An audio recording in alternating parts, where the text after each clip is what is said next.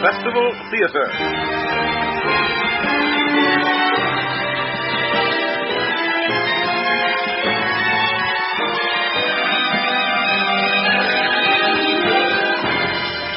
And here is your host, William Hutton. Good evening and welcome again to Festival Theatre on CBC Stereo. Tonight's unusual starting time marks a first for this program.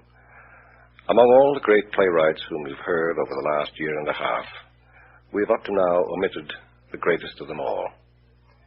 You're about to hear William Shakespeare's last play, The Tempest, starring Bud Knapp as Prospero, with a special musical score by John Mills Cockle in production from Toronto by Henry Tarvanen. Because of its final position and mystical prophetic quality, The Tempest is often considered to be some kind of riddle, a poetic code in which the master magician Shakespeare says farewell to his art. Masked by Prospero's voice, is it the Lord to whom all scenes of Europe homage owe, who is saying, "Deeper than did ever plummet sound, I'll drown my book"? But that's to narrow The Tempest in too personal and private a space.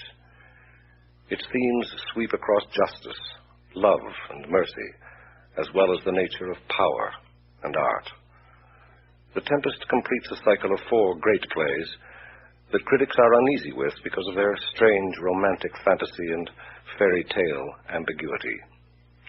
Pericles, The Winter's Tale, Cymbeline, and finally The Tempest are a kind of summary statement about all the great themes of Shakespeare's earlier plays, seen in the mellow glow and shifting colors of sunset, and someday, perhaps at a festival not too far from here, they should all be done together. Perhaps one could even suggest one title for them all, The Redemption of Time.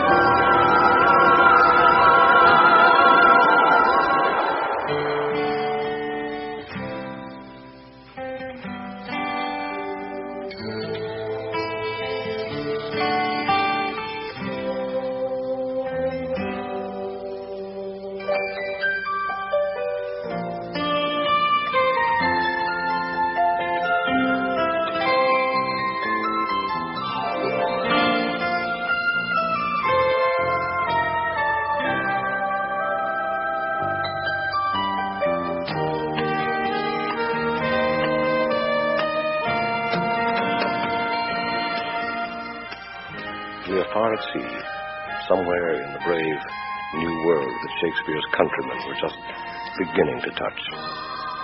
We are joining the storm that gives the play its title, and the calm afterwards.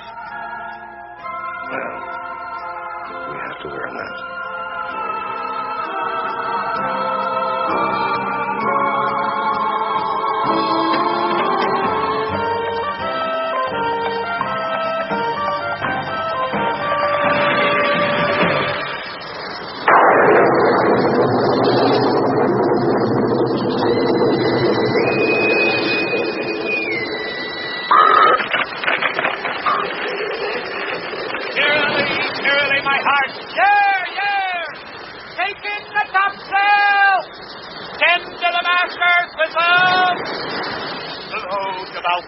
I win this room enough.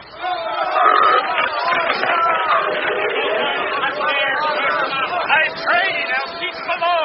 Where's the master, Bosun? Do you not hear him? You are a labor.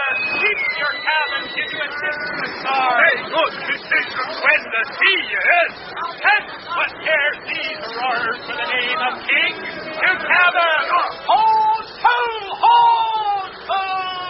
Wide-chopped rascal. Would thou might lie drowning in the washing of 10 times. He'll be hanged, yes. Though every drop of water swear against it and gate it wide to suck it.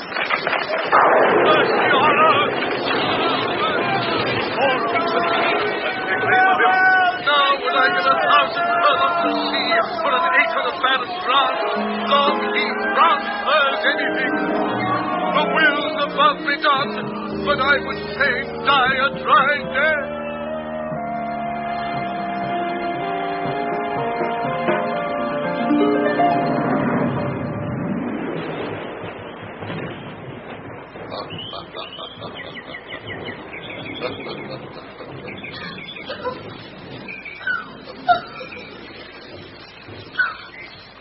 If by your art, my dearest father, you have put the wild waters in this roar, allay them. The sky, it seems, would pour down stinking pitch, but that the sea mounting to the welkin's cheek dashes the fire out. Oh, I have suffered with those that I saw suffer. A brave vessel, who had no doubt some noble creature in her, dashed all to pieces. Oh, the cry did knock against my very heart. Poor souls, they perished. Had I been any god of power, I would have sunk the sea within the earth, or ere it should the good ship so have swallowed, and the frothing souls within her. Be collected. No more amazement. Tell your piteous heart there's no harm done. Oh, woe the day! No harm. I have done nothing but in care of thee. Of thee, my dear one. Thee, my daughter, who art ignorant of what thou art, not knowing of whence I am. Nor that I am more better than Prospero, master of a full poor cell, and thy no greater father. More to know did never meddle with my thoughts. It is time I should inform thee, father. Lend thy hand and pluck my magic garment from thee. So, lie there, my heart. Wipe thou thine eyes. Have comfort. The direful spectacle of the rack which touched the very virtue of compassion in thee, I have with such provision in mine art so safely ordered that there is no soul, no, not so much perdition as an hair betid to any creature in the vessel which thou, there's cry, which thou sawest sink. Oh, sir. Sit down, for thou must now know farther. You have often begun to tell me what I am, but stopped and left me to a bootless inquisition, concluding stay, not yet. The hour is now come. The very minute bids thee ope thine ear. Obey, and be attentive. Canst thou remember a time before we came unto this cell? Oh. I do not think thou canst, for then thou wast not out 3 years old. Certainly, sir, I can. By what? By any other house or person? Of anything the image tell me that hath kept with thy remembrance. 'Tis far off, and rather like a dream than an assurance that my remembrance warrants. Had I not 4 or 5 women once that tended me? Thou hadst, and more. But how is it that this lives in thy mind? What seest thou else in the dark, backward, and abysm of time? If thou rememberest what ere thou camest here, how thou camest here thou mayest. But that I do not. 12 years since, Miranda. 12 years since. Thy father was the Duke of Milan and a prince of power. Sir, are not you my father? Thy mother was a piece of virtue, and she said thou wast my daughter. And thy father was Duke of Milan, and his only heir a princess. No worse issue. Oh, the heavens! What foul play had we that we came from thence? For blessed was it we did. Close, my girl. Thy foul play, as thou sayest, where we heaved fence, but blessedly hold hither. Oh, my heart bleeds to think of the scene I've turned you to, which is from my remembrance. Please you, father. My brother and thy uncle, called Antonio, I pray thee mark me, that the brother should be so perfidious. He whom next thyself of all the world I loved, and to him put the manage of my state, as at that time through all the signories it was the first, and Prospero the prime duke, being so reputed in dignity and for the liberal arts without a parallel. Those being all my study, the government I cast upon my brother, and to my state grew stranger, being transported and wrapped in secret studies. Thy false uncle, dost thou attend me? Sir, most heedfully. Being once perfected how to grant suits, how to deny them, who to advance and who to trash for overtopping, you created the creatures that were mine, I say, or changed them, or else you formed them, having both the key of officer and office, set all hearts in the state to what tune pleased his ear. But now he was the ivy which had hid my princely trunk and sucked my verdure out on't. Thou tend'st not? Oh, good sir, I do. Praise thee, mark me. I, thus neglecting worldly ends, all dedicated to closeness, and the betterning of my mind with that which, but by being so retired or prized, all popular rate, in my false brother awakes an evil nature. And my trust, like a good parent, did beget of him a falsehood in its contrary as great as my trust was, which had indeed no limit. That confidence stands bound.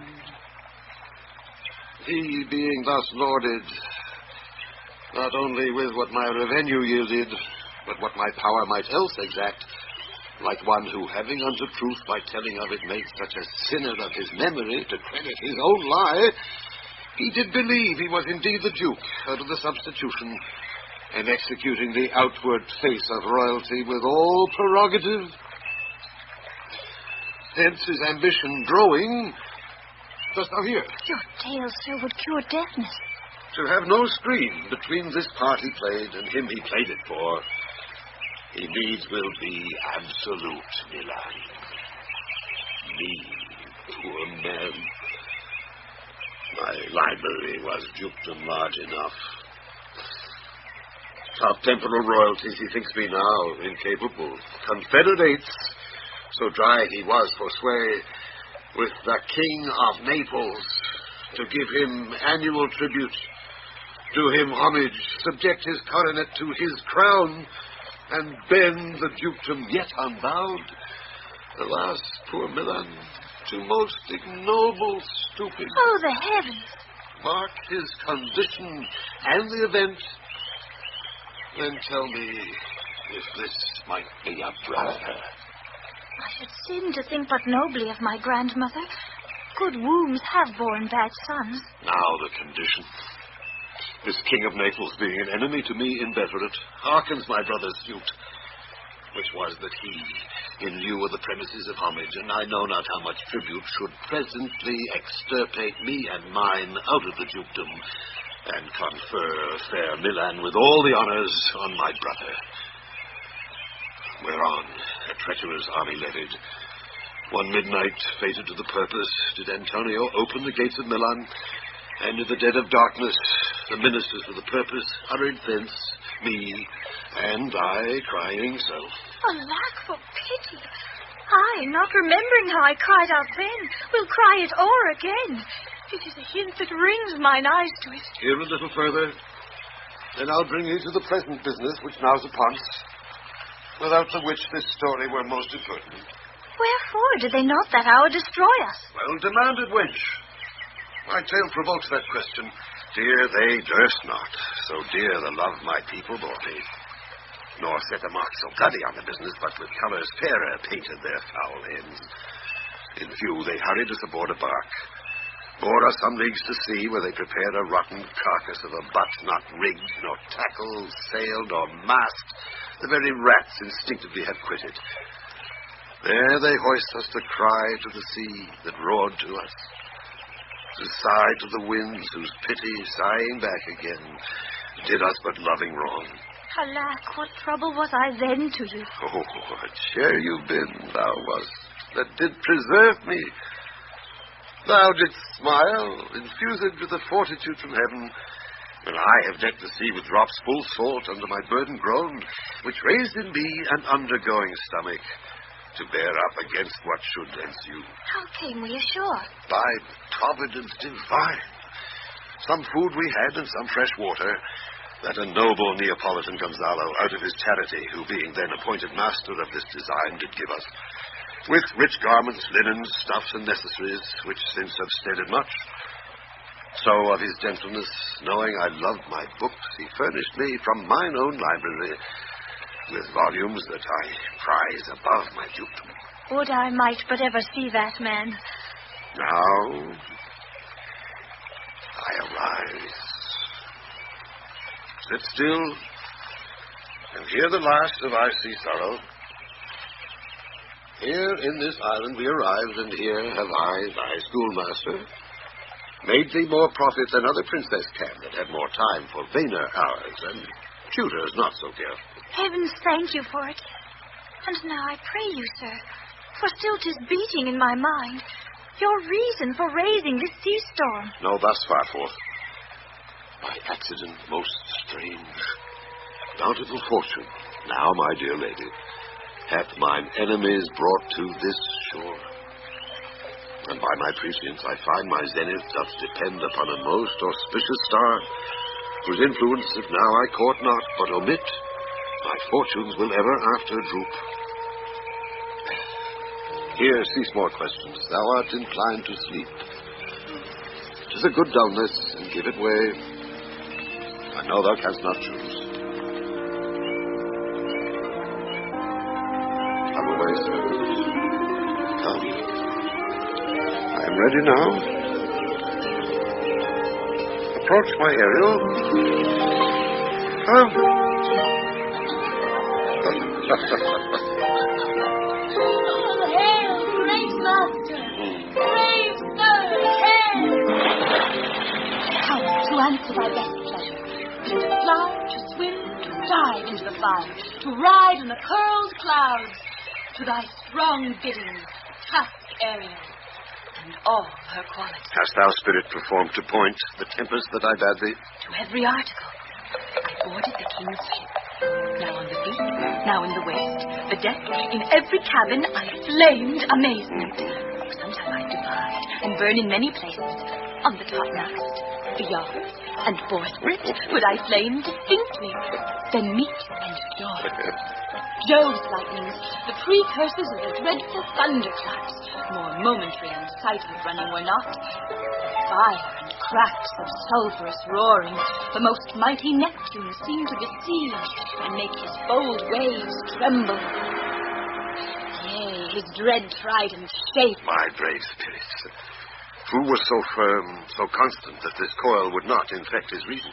Not a soul but felt a fever of the mad, and played some tricks of desperation.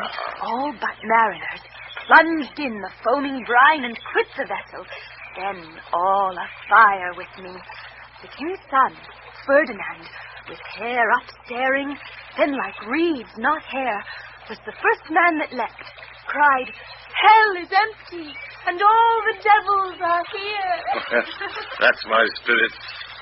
But was not this nigh shore? Close by, my master. But are they, Ariel, safe? Not a hair perished. On their sustaining garments, not a blemish, so than before. And as thou badst me, in troops I have dispersed them about the isle. The king's son have I landed by himself, whom I left cooling of the air with sighs, in an odd angle of the isle, and sitting his arms in this sad knot. Of the king's ship, the mariners they held out as disposed, and all the rest of the fleet. Safely in harbour is the king's ship, in the deep nook where once thou calledst me up at midnight to fetch dew from the still-vexed Bermoothes. There she's hid. The mariners, all under hatches stowed, who with a charm, joined to their suffered labour, I have left asleep. And for the rest of the fleet, which I dispersed, they have all met again, and are upon the Mediterranean float, bound sadly home for Naples, supposing that they saw the king's ship wrecked, and his great person perish. Ariel, thy charge exactly is performed. But there's more work. What is the time of the day? Past the mid-season. At least 2 glasses. The time twixt 6 and now must by us both be spent most preciously. Is there more toil? Since thou dost give me pains, let me remember thee what thou hast promised, which is not yet performed me. How now, moody? What is thou canst demand? My liberty. Before the time be out, no more.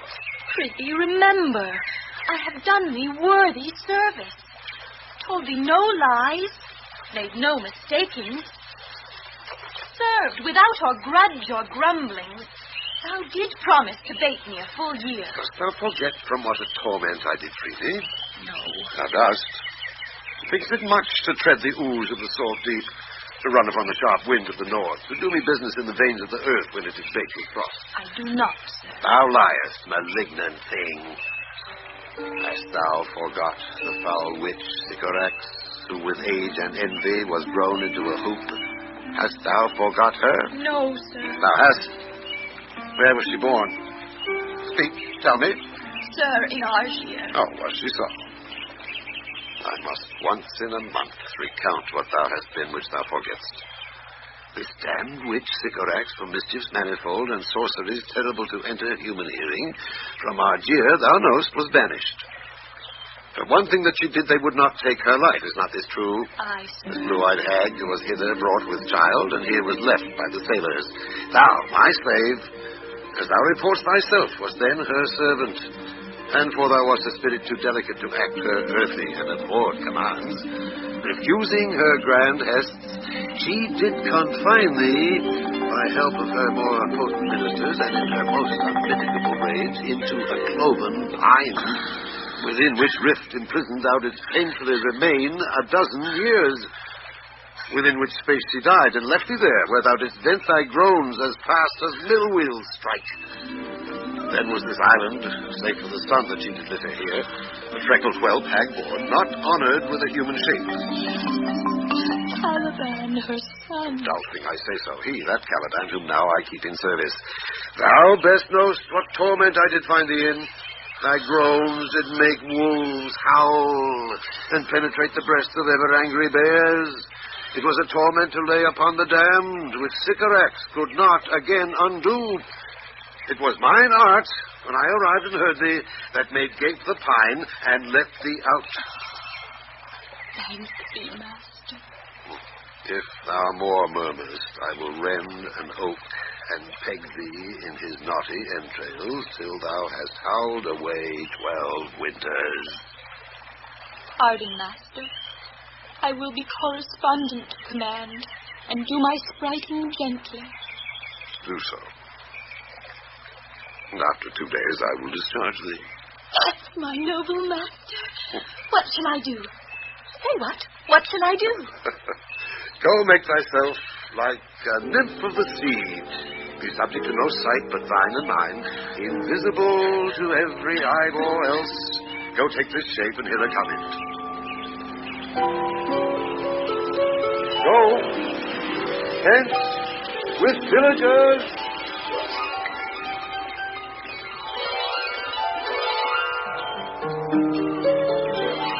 Awake, dear heart, awake. Thou hast slept well. Awake. Oh, the strangeness of your story put heaviness in me. Shake it off. Come on. We'll visit Caliban, my slave, who never yields us kind answer. Oh, 'tis a villain, sir, I do not love to look on. But as 'tis, we cannot miss him. He does make our fire, fetch in our wood, and serves in offices that profit us. What ho, slave? Caliban? Now, earth, thou, speak. There's wood enough within. Come forth, I say, there's other business for thee. No. Come, thou tortoise. When? My lord. Fine apparition, my quaint Ariel. Hearken thine ear. Seek out Ferdinand, the king's son. Thou shalt find him sitting on the bank, weeping the loss of his father. My lord, it shall be done.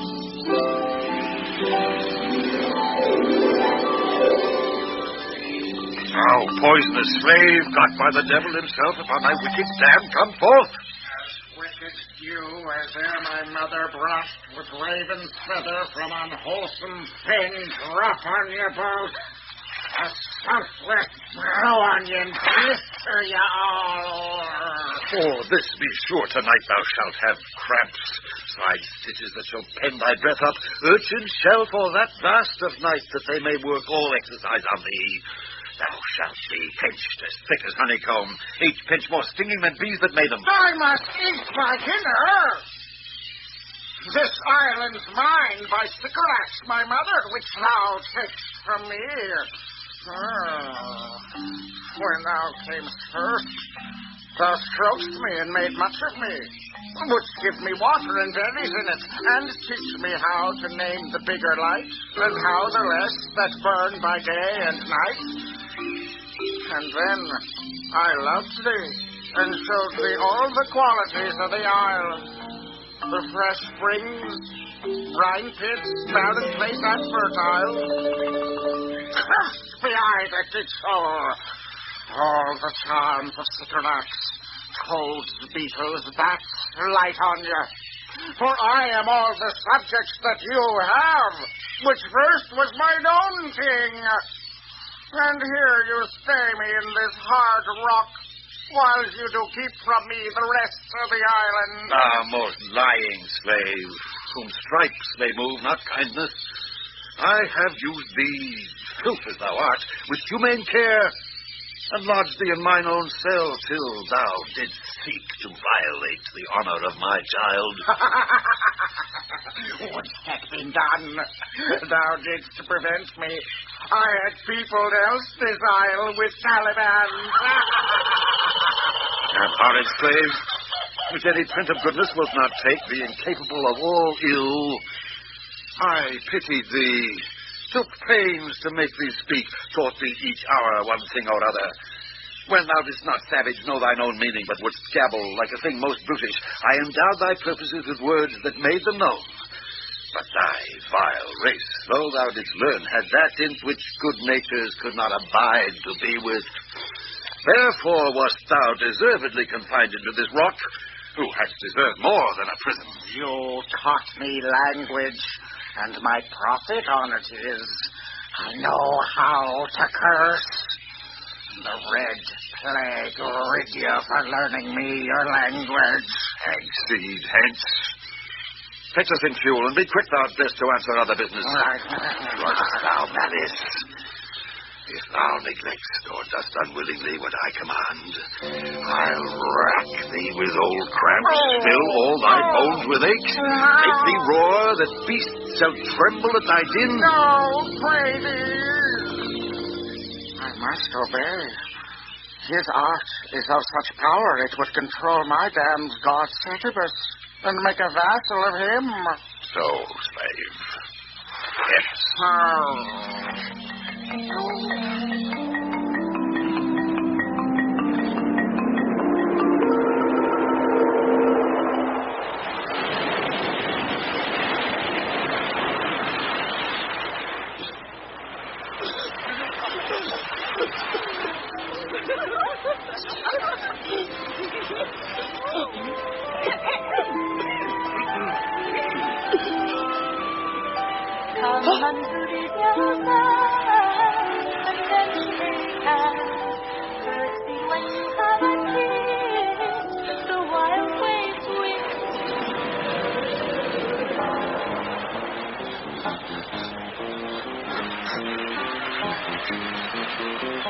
It beat me here and there,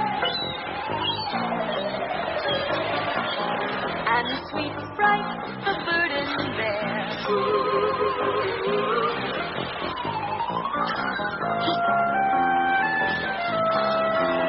Hark, hark,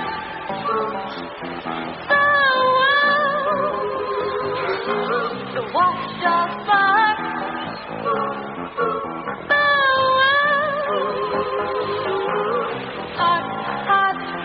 Hear the strain of strutting Sean Sinclair.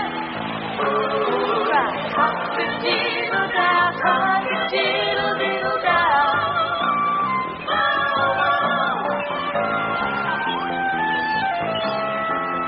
Hark, hark,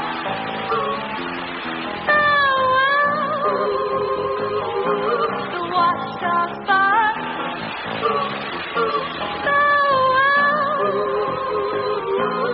Hark, hark, I hear the strain of strutting. Hear the strain of strutting Sean Sinclair. Cock-a-diddle-dow, cock-a-diddle-diddle-dow.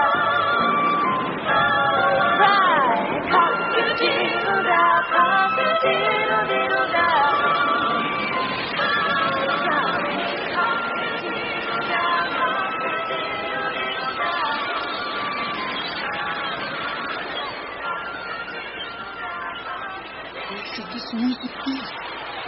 air or the earth. And sure it waits upon some god of the island. Sitting on a bank, weeping again the king, my father's wrath, this music doth find me upon the waters, allaying both their fury and my passion with its sweet air. Thence I have followed it, or it hath drawn me rather. It is gone.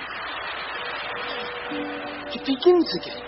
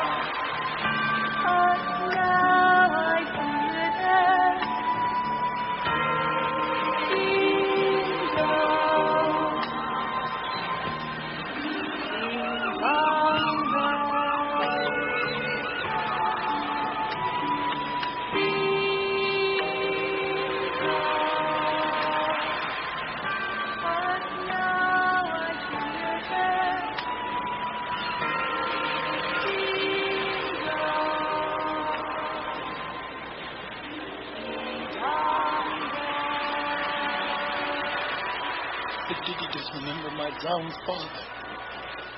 This is no mortal business, nor no sound that the earth owes. I hear it now above me.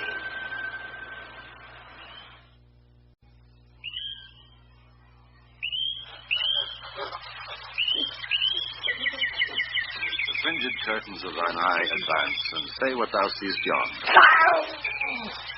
What is it? A spirit? Oh, Lord, how it looks about. Believe me, sir, it carries a brave form. But 'tis a spirit. No, wench, it eats and sleeps, and hath such senses as we have such. This gallant which thou seest was in the rack. And but he's something stained with grief, that's beauty's canker, thou mightst call him a goodly person. Hello! He hath lost his fellows and strays about to find them. I might call him a thing divine. For nothing natural I ever saw so noble. It goes on, I see, as my soul prompts it. Spirit, fine spirit, I'll free thee within 2 days for this.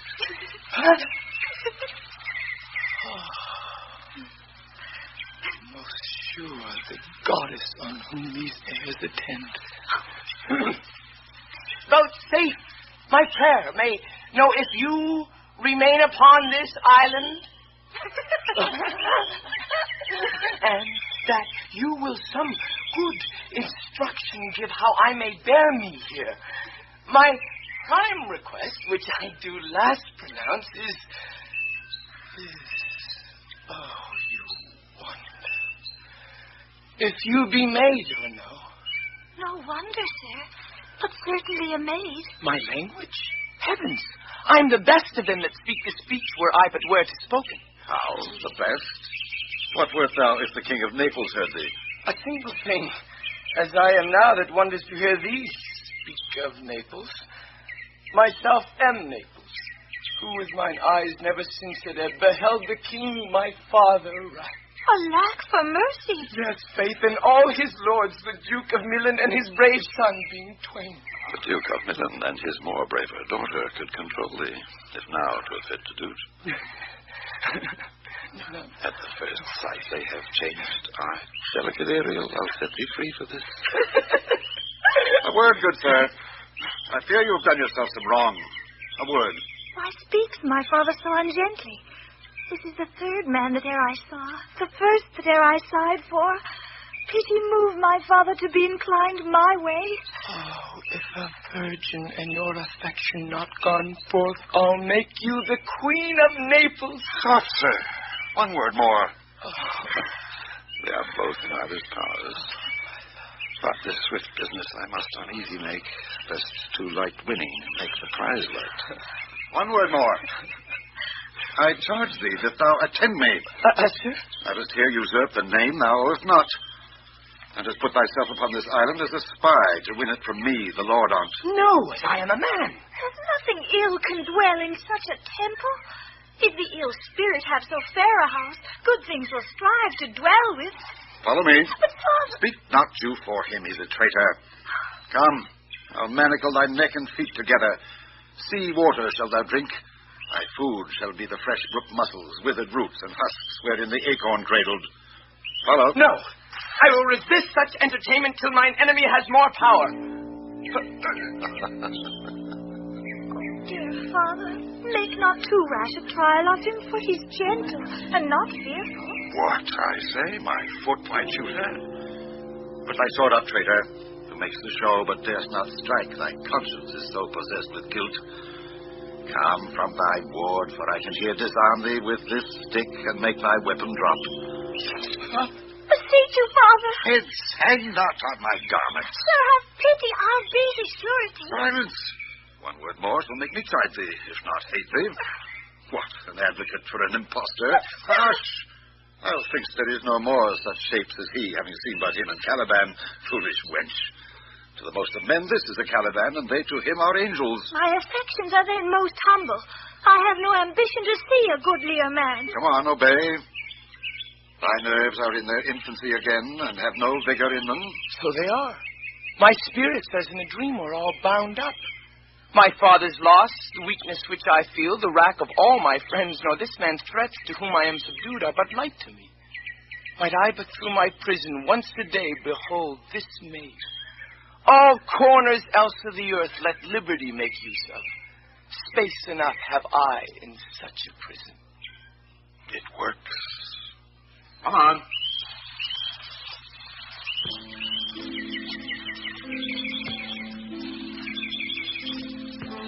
Thou hast done well, fine Ariel. Follow me. Ask what thou else shalt do me. I will be of comfort. My father's of a better nature, sir, than he appears by speech. But this is unwonted which now came from him. Aye, my lord. Thou shalt be as free as mountain winds, but then exactly do all points of my command. Come, follow. Speak not for him.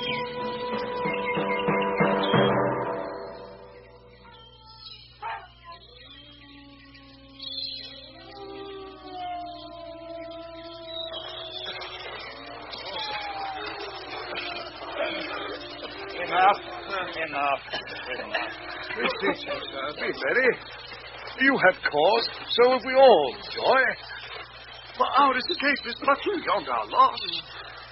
Our hint of woe is common. Every day some sailor's wife, the master of some merchant, and the merchant had just our theme of woe. But for the miracle, I mean our preservation, few in millions can speak like us. Then wisely, good sir, weigh our sorrow with our comfort. Prithee, peace. He receives comfort like cold porridge. The visitor will not give him all hope. Look, he's winding up the watch of his whip. By and by it'll strike. Sir? One, tell. When every grief is entertained that's offered, comes to the entertainer... $1. $1 comes to him indeed. You have spoken truer than you purposed. You have taken it wisely that I met you so. Therefore, I will spendthrift is here these times. my lord. I prithee spare. Well, I have done. But yet... No more. He will be taught. Which of he or Adrian, for a good wager, first begins to crow? The old cock. The cockerel. Done. The wager? A laughter. A match. Though this island seemed to be desert, So you're paid. uninhabitable and almost inaccessible, Yet he could not miss. It must needs be of subtle, tender, and delicate temperance. Temperance was a delicate wench. Aye, and as subtle as he most learnedly delivered, The air breathes upon us here most sweetly. as if it had lungs and rotten ones. Or as 'twere perfumed by a pen. Here is everything advantageous to life. True, save means to live. Of that there's none, or little. How lush and lusty the grass looks. How green. Though the ground indeed is thorny. With an eye of green and... He misses not much. No, he doth but mistake the truth totally. But the rarity of it is, which is indeed almost beyond credit, As many vouched rarities are. that our garments, being as they were drenched in the sea, hold notwithstanding their freshness and gloss, being rather new dyed than stained with salt water. If but one of his pockets could speak, would it not say he lies? My lord, Aye, you're very falsely pocket up his report. methinks our garments are now as fresh as when we put them on first in Africa, at the marriage of the king's fair daughter Claribel to the king of Tunis. 'Twas a sweet marriage, and we prosper well in our return. Tunis was never graced before with such a paragon to their queens. Not since Widow Dido's time. Widow? Oh, pox on that. How came that widow in? Widow Dido? What if he had said widower Aeneas, too? Good Lord, how you take it. Widow Dido, said you. You make me a study of that. She was of Carthage, not of Tunis. This Tunis was Carthage. His word is more than the miraculous harp. He hath raised the wall and houses, too. Carthage? I assure you, Carthage. What impossible matter will he make easy next? I think he will carry this island home in his pocket and give it to his son for an apple. And sowing the kernels of it in the sea, bring forth more islands. Sir, we were talking that our garments seem now as fresh as when we were at Tunis at the marriage of your daughter, who is now queen. And the rarest that e'er came there. Is not, sir, my doublet as fresh as the first day I wore it? I mean in the sword. That sort was well fished for. When I wore it at your daughter's marriage. You cram these words into mine ears against the stomach of my sense. Would I'd never married my daughter there. For coming thence, my son is lost, and in my rage she too, who is so far from Italy removed, I ne'er again shall see her. O thou, mine heir of Naples and of Milan, what strange fish hath made his meal on thee? Sir, he may live. I saw him beat the surges under him and ride upon their backs. He trod the water, whose enmity he flung aside, and breasted the surge most swoln that met him. His bold head bubbed the contentious waves he kept, and oared himself with good arms in lusty stroke to the shore, that o'er his wave-worn base is bowed, is stooping to relieve him. I not doubt that he came alive to land. No, he's gone. Sir, you may thank yourself for this great loss, that would not bless our Europe with your daughter, but rather loose her to an African, where she at least is banished from your eye. Who hath cause to wet the grief on? Prithee, peace. You were kneeled to and importuned otherwise by all of us, and the fair soul herself weighed between loathness and obedience, at which end of the beam should bow. We have lost your son, I fear, forever. Milan and Naples have more widows in them of this business making than we bring men to comfort them. The fault's your own. So's the dearest of the lost. My Lord Sebastian, for truth you speak doth lack some gentleness, and time to speak it in. You rub the sore when you should bring the plaster. Very well. And most certainly. It is foul weather in us all, good sir, when you are cloudy. Foul weather, very foul. Had I a plantation of this isle, my lord, He'd sowed with nettle seed. Or docks or mallows. and were the king on't, what would I do? Escape being drunk for want of wine. In the Commonwealth, I would by contraries execute all things. For no kind of traffic would I admit. No name of magistrate. Letters should not be known. Riches, poverty, and use of service none. Contract, succession, born, bound of land, till, vineyard, none. No use of metal, corn or wine or oil. No occupation. All men idle, all. And women, too. But innocent and pure. No sovereignty. Yet who would be king on the latter end of his commonwealth forgets the beginning. All things in common nature should produce without sweat or endeavor. Treason, felony, sword, pike, knife, gun, or need of any that I not have. But nature should bring forth of its own kind all poison, all abundance to feed my innocent people. No marrying among his subjects. None, man. All idle, whores and knaves. I would with such perfection govern Tsar to excel the golden age. Oh, save his majesty. Long live Gonzalo. And do you mark me, sir? Prithee no more. Thou dost talk nothing to me. I do well believe, your highness. And did it to minister occasion to these gentlemen, who are of such sensible and nimble lungs that they always use to laugh at nothing. Was you we laughed at? Who in this kind of many fooling am nothing to you. So you may continue, and laugh at nothing still. What a blow was there given. And it had not fallen flat long. You are gentlemen of brave metal. You would lift the moon out of her sphere if she would continue in it 5 weeks without changing. We would so, and then go a bat-fouling. Nay, good my lord, be not angry. No, I warrant you. I will not adventure my discretion so weakly. Will you laugh me asleep? For I am very heavy. Go, sleep, and hear us. What? All so soon asleep. I wish mine eyes would with themselves shut up my thoughts. I find they're inclined to do so. Please you, sir, do not omit the heavy offer of it. It seldom visits sorrow. When it doth, it is a comforter. We too, my lord, will guard your person while you take your rest and watch your safety. Thank you.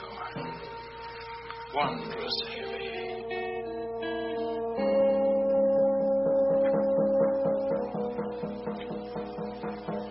What a strange drowsiness possesses them. It is the quality of the climate. Why doth it not then our eyelids sink? I find not myself disposed to sleep. Nor I. My spirits are nimble. We fell together all as by consent. They dropped us by a thunderstroke. What might worry, Sebastian? Oh, what might... No more. And yet, methinks I see it in thy face, what thou shouldst be. The occasion speaks thee, and my strong imagination sees a crown dropping upon my head. What? Art thou waking? Do you not hear me speak? I do, and surely it is a sleepy language, and thou speakst out of thy sleep. What is it thou didst say? This is a strange repose to be asleep with eyes wide open, standing, speaking, moving, and yet so fast asleep. Noble Sebastian, thou lett'st thy fortune sleep. Die, rather. Whence wast thou at waking? Thou dost snore distinctly. There's meaning in thy snores. I am more serious than my custom. You must be so too, if heed me. Which to do, trebles thee o'er. Well, I am standing water.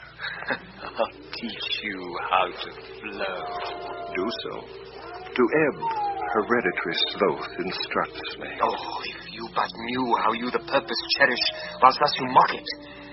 How in stripping it you more invest it. Ebbing men indeed most often do so near the bottom run by their own fear or sloth. Prithee, say on. The setting of thine eye and cheek proclaim a matter from thee, and a birth indeed which throws thee much to yield. Thus, sir, although this lord of weak remembrance, this who shall be of as little memory when he is earth, hath here almost persuaded, for the spirit of persuasion only professes to persuade, the king his sons alive, 'Tis as impossible that he's undrowned as he that sleeps here swims. I have no hope that he's undrowned. Oh, out of that, no hope. What great hope have you? No hope that way is another way so high a hope that even ambition cannot pierce a wink beyond. But thou discovery there, will you grant with me that Ferdinand is drowned? He's gone. Then tell me, who's the next heir of Naples? Claribel. She that is Queen of Tunis? She that dwells 10 leagues beyond man's life? She that from Naples can have no note unless the sun were post, the man in the moon's too slow, till newborn chins be rough and razorable. She that from whom we all were sea swallowed, though some cast again, and by that destiny to perform an act whereof what's past is prologue, what to come is yours and my discharge. What stuff is this?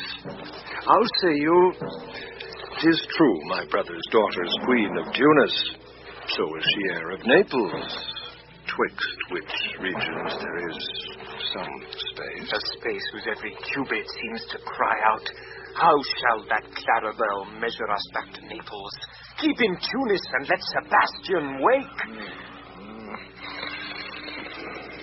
Say this were death that now hath seized them. They were no worse than now they are. There be that can rule Naples as well as he that sleeps.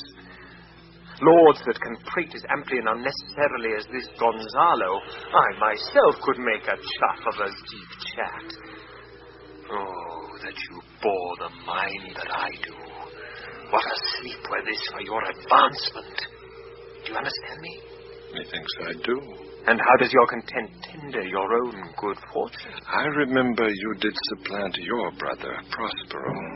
True. And look how well my garments sit upon me, much better than before.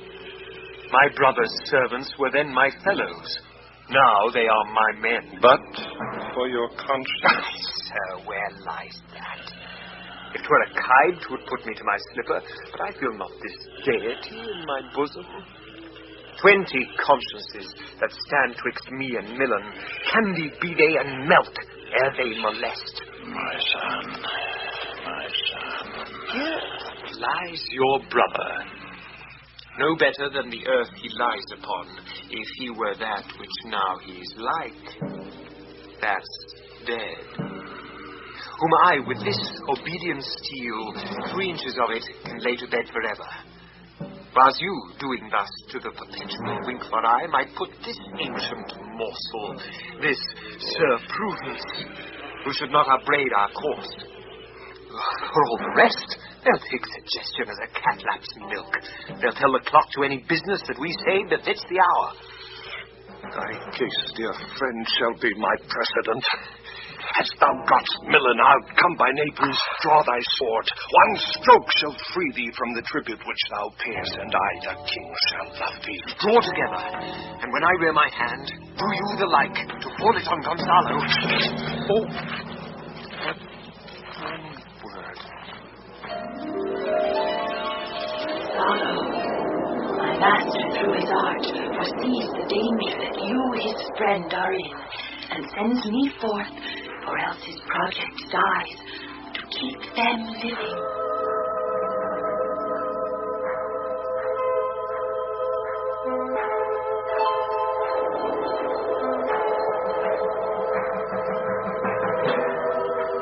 While you hear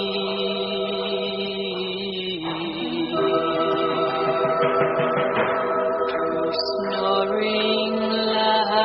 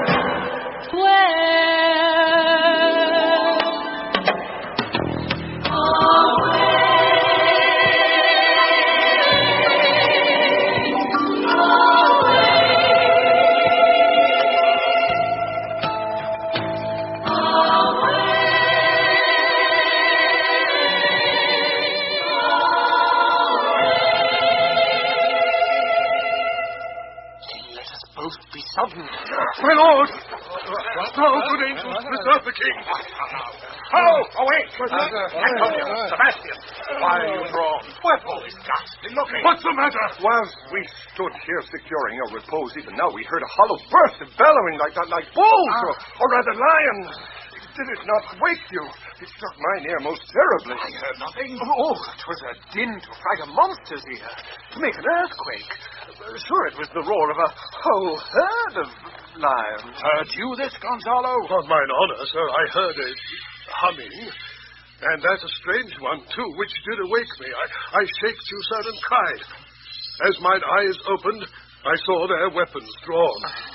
There was a noise, that's verily. Tis best we stand upon our guard, or that we quit this place. Let's draw our weapons. Leave off the ground, and let's make further search for my poor son. Heaven keep him from these beasts, for he is sure in the island. Lead away!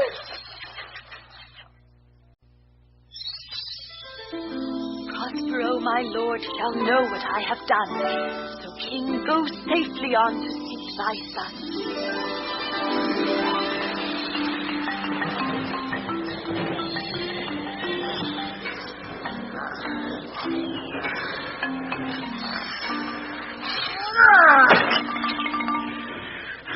All the infections that the sun sucks up from bogs, dens, flats on Prospero, and make him by inch-meal a disease.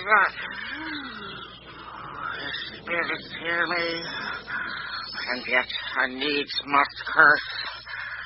But they'll nor pinch, fright me with urchin shows, pitch me in the mire, nor lead me like a firebrand in the dark out of my way, unless he bid 'em.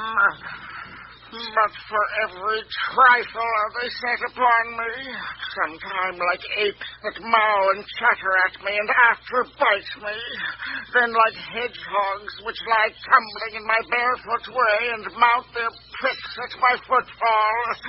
Sometime am I all wound with adders, who with cloven tongues do hiss me into madness. Lo, now, lo. Here comes a spirit of his, and to torment me for bringing wood in slowly. Fall flat and lie beneath my gabardine. Perchance he will not mind me. Here's neither bush nor shrub to bear off any weather at all, and another storm brewing. I hear it sing in the wind. Yon same black cloud, yon huge one, looks like a foul bombard that would shed his liquor. If it should thunder as it did before, I know not where to hide my head. Yon same cloud cannot choose but fall by pailfuls. What's this beneath my feet? A man or a fish? Dead or alive? A fish. He smells like a fish. A very ancient and fish-like smell. A strange fish. For I in England now, as I once was, and had but this fish painted. Not a holiday fool there but would give a piece of silver. There would this monster make a man. Any strange beast there makes a man.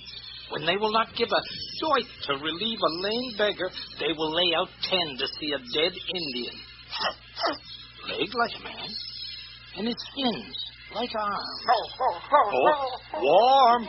Oh, my troth, I do now let loose my opinion. Hold it no longer. This is no fish, but an islander that hath lately suffered by a thunderbolt. Yes, the storm has come again. My best way is to creep under his gabardine. There's no other shelter here about. Misery acquaints man with strange bedfellows. I will here shroud till the dregs of the storm be past. I shall reward to sea. Here shall I die ashore. This is a very scurvy tune to sing at a man's funeral. Well, here's my comfort. The master, the swapper, the boatswain, and I, the gunner, and his mate. Love all Meg, Marian, and Marjorie, but none of us cared for Kate. For she had a tongue with a tang, would cry to his sailor, go hang. For she loved the savor of tar or of pitch, yet a sailor much better where'er she did it than to sea boys and let her go hang. This is a scurvy tune, too, but here's my comfort. Do not torment me! What's the matter? Have we devils here? Do you put tricks upon us with savages and men of Ind? Four legs. I have not escaped drowning to be afeard now of your four legs. For it has been said, as proper a man as ever went on four legs cannot make him give ground, and it shall be said so again, while Stefano breathes it not. The spirit torments me. This is some monster of the isle with four legs. Who at Goth, as I take it, and made you? Why the devil should he learn our language? I will give him some relief if it be but for that.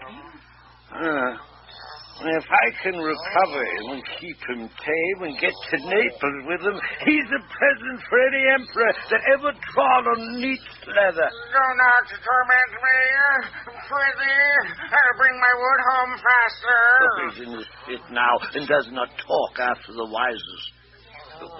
He shall taste of my bottle. If he have never drunk wine afore, it will go near to remove his fit.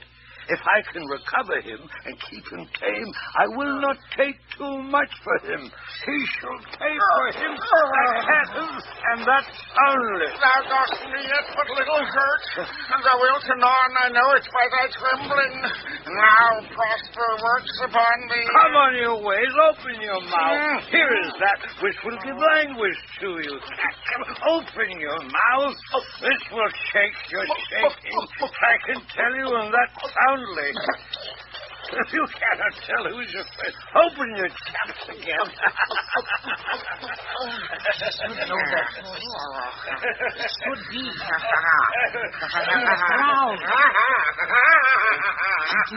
Devils! Oh, defend me! Four legs and two voices. Oh, most delicate monster. His forward voice now is to speak well of his friend. His backward voice is to utter foul speeches and to detract. If all the wine of my bottle will recover him, I will help his ague. Come, I will pour some in thy other mouth. Stefano! Doth thy other mouth call me? Oh, mercy, mercy. This is a devil and no monster. I will leave him. I have no long spoon. Stefano! If thou beest Stefano, touch me and speak to me. Oh. For I am Trinculo. Be not afeard.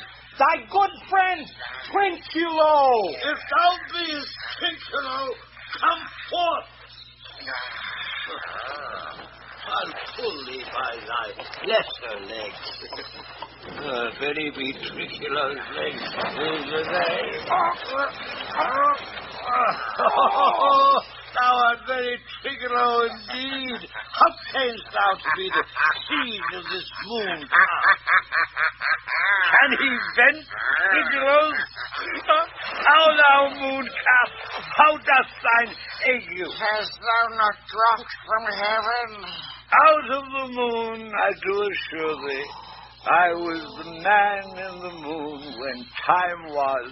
I have seen thee in her, and I do adore thee.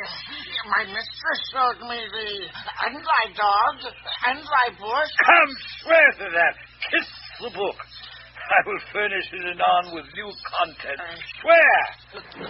By this good light, this is a very shallow monster. I appear to him a very weak monster.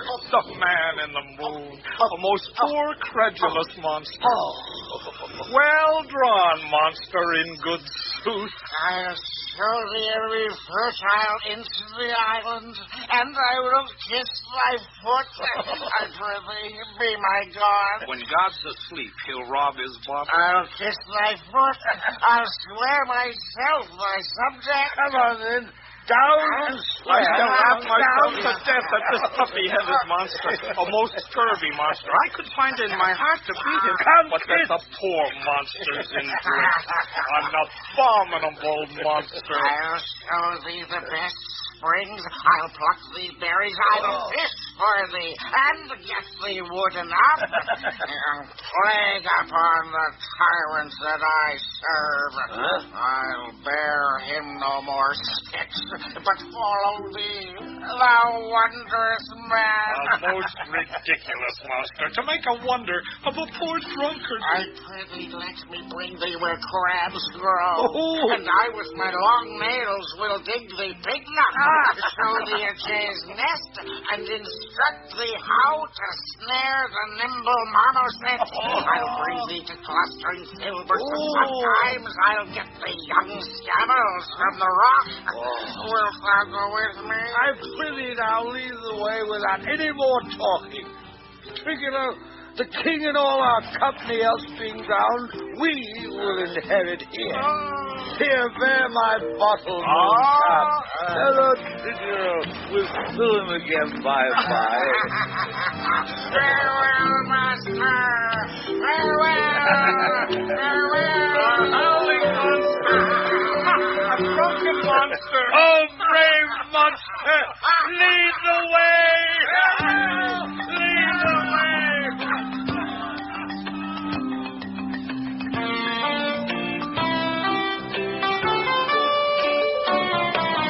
No more dams I'll make for fish, nor backfiring and requiring,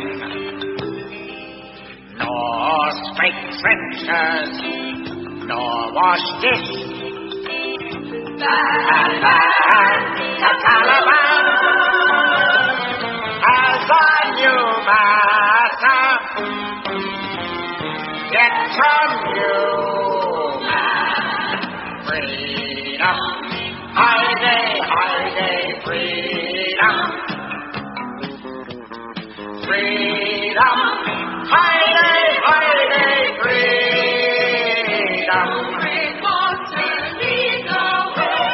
Freedom, high-day.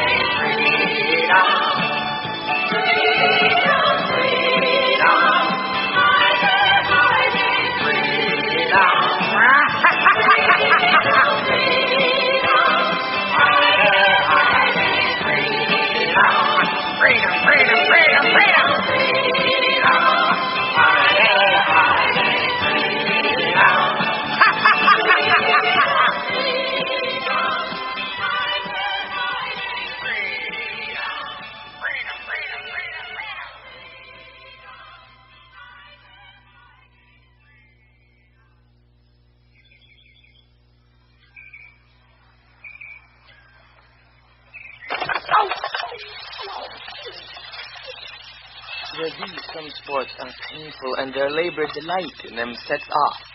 Some kinds of baseness are nobly undergone, and most poor matters point to rich ends. This, my mean task, would be as heavy to me as odious.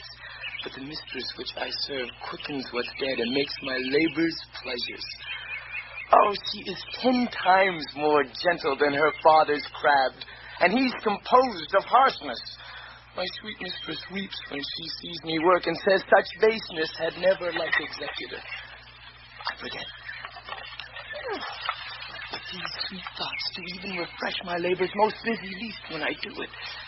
Alas, now pray you work not so hard. I would the lightning had burnt up those logs that you were enjoined to pile. Pray set it down and rest you. When this burns, we'll weep for having wearied you. My father is hard at study. Pray now rest yourself. He's safe for these 3 hours. Oh, most dear mistress, the sun will set before I shall discharge what I must strive to do. If you'll sit down, I'll bear your logs the while. Pray, give me that. I'll carry it to the pile. No, precious creature. I had rather crack my sinews, break my back, than you should such dishonor undergo, while I sit lazy by. It would become me as well as it does you, and I should do it with much more ease. For my good will is to it, and yours it is against. Poor worm, thou art infected. The vegetation shows it. You look weary. No, noble mistress, 'tis fresh morning with me when you are by at night. I do beseech you, chiefly that I might set it in my prayers. What is your name? Miranda? Oh, my father, I have broke your hest to say so. Admired Miranda. Indeed, the top of admiration, worth what's dearest to the world. Full many a lady I have eyed with best regard, and many a time the harmony of their tongues hath into bondage brought my too diligent ear. For several virtues have I like several women. Never any was so full soul, but some defect in her did quarrel with the noblest grace she owed and put it to the foil. But you, oh, you, so perfect and so peerless, are created of every creature's best. I do not know one of my sex. No woman's face remember, save from my glass, mine own. Nor have I seen more that I may call men than you, good friend, and my dear father.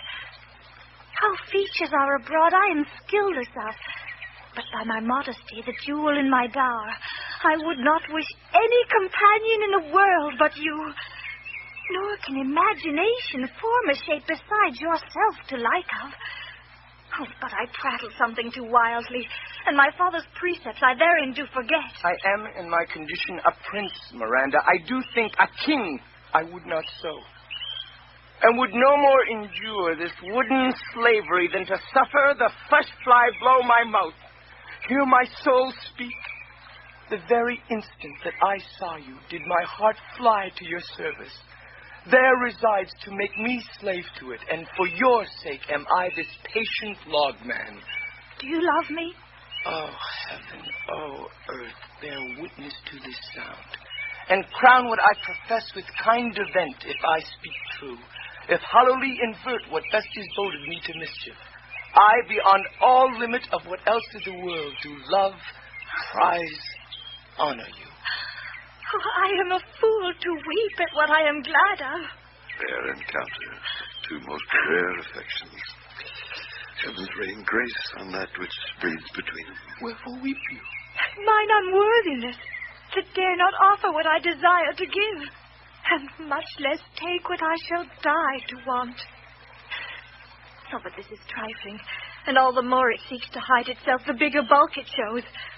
Hence bashful cunning, and prompt me plain and holy innocence. I am your wife, if you will marry me. If not, I'll die your maid. To be your fellow you may deny me, but I'll be your servant whether you will or no. My mistress, dearest, and I thus humble ever. My husband, then? I, with a heart as willing as bondage ere of freedom. Here's my hand. And mine, with my heart in't. And now farewell. Till half an hour hence. 1,000 1,000. So glad if this is they I cannot be, who are surprised withal. But my rejoicing at nothing can be more. I'll to my book, for yet ere supper time must I perform much business appertaining.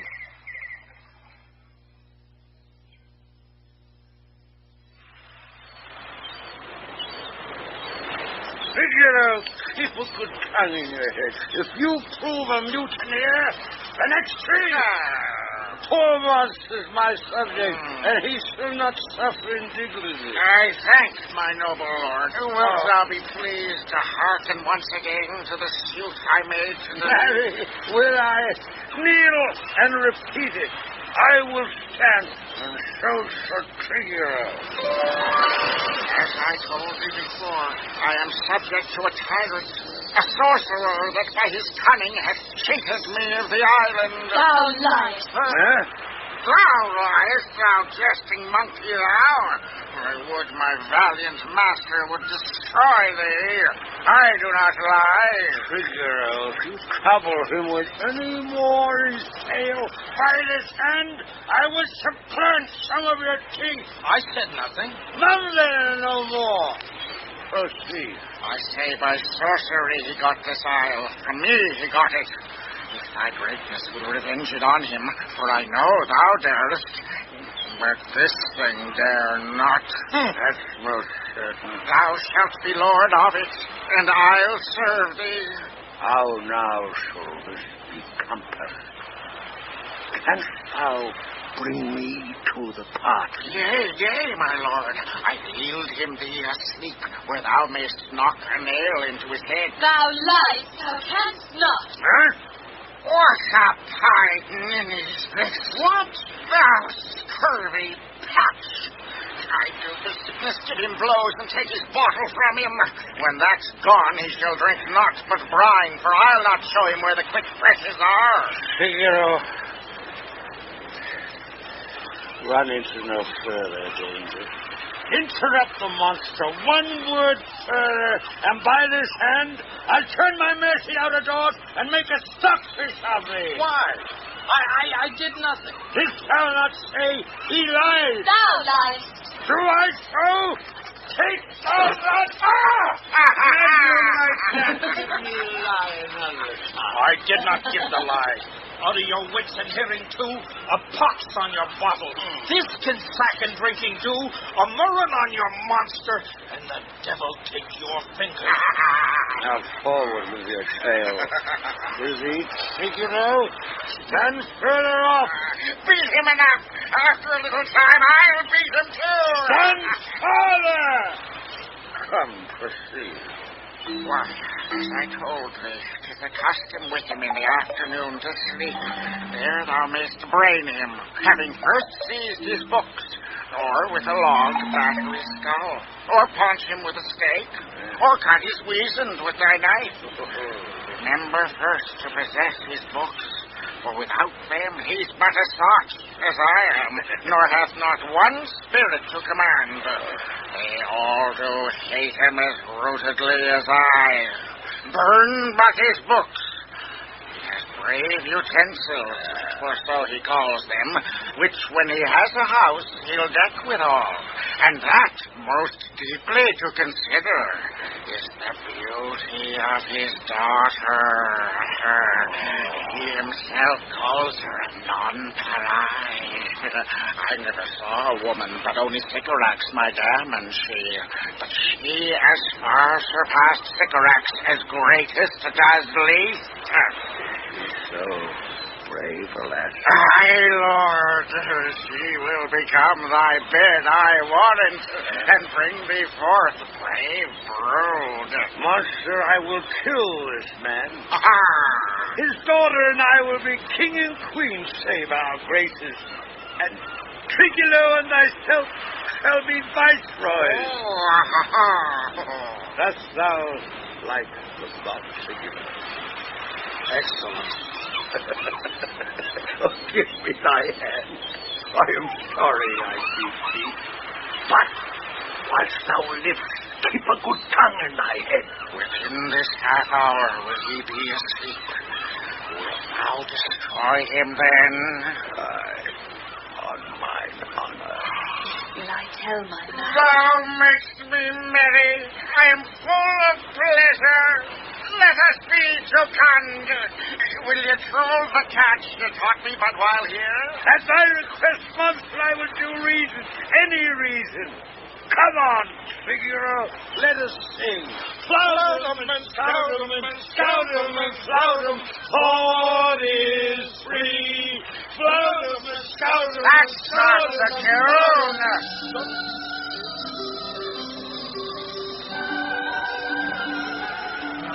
What is this saying? This is the tune of our catch, played by the picture of nobody. Thou beest a man, show thyself in thy likeness. Thou beest a devil, take us as thou list.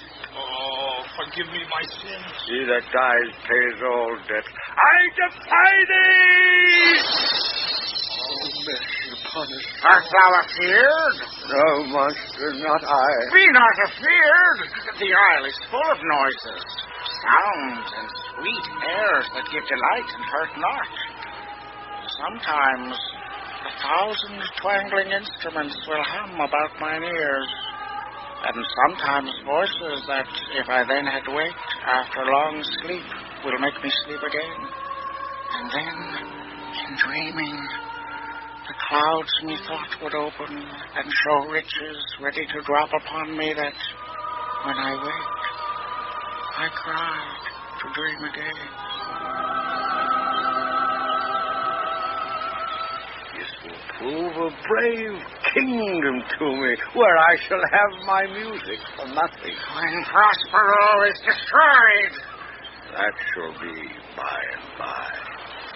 I remember the story. The sound is going away. Let's follow it, and after do our work. Lead, monster. We'll follow. aye. Oh, I would I could see this tabor. He lays it on. Will come. I'll follow, Stefano.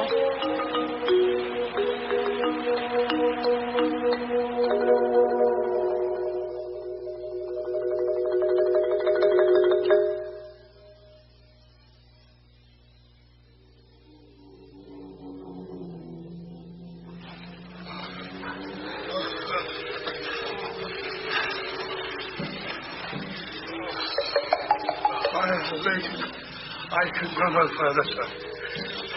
My old bones ache. Here's a maze trod indeed through forthrights and meanders.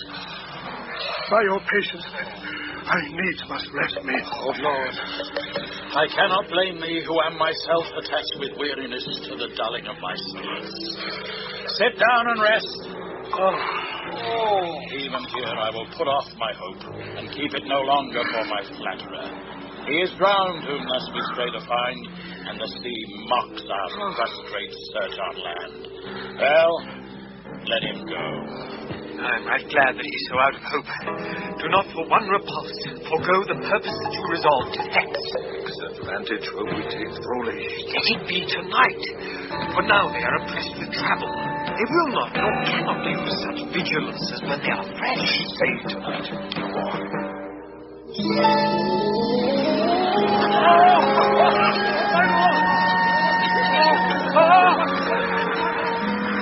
So please your Lord satisfy your hunger. What is this?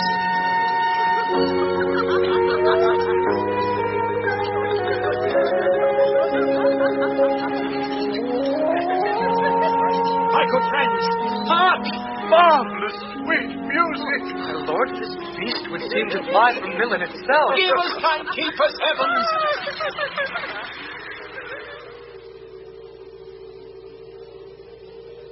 What were these? A living drollery.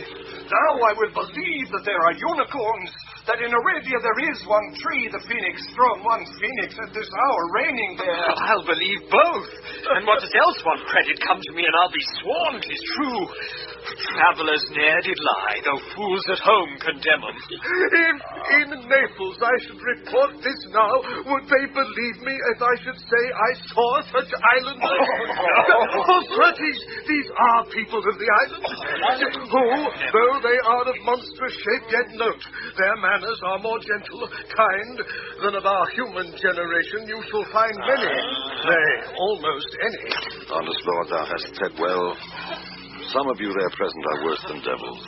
I cannot too much muse such shapes, such gesture, and such sound, expressing, although they want the use of tongue, a kind of excellent dumb discourse.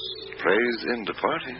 They vanished strangely. No matter, since they have left their viands behind, for we have stomachs. Will, please you, taste of what is here? Not I. Faith, sir, you need not fear. When we were boys, who would believe that there were mountaineers dew-lapped like bulls, whose throats had hanging at them wallets of flesh, or that there were such men whose heads stood in their breasts, which now we find each putter out of 5 for 1 will bring us good warrant of. I will stand to and feed, although my last, no matter, since I feel the best is past. Brother, my lord the Duke, stand to and do as we.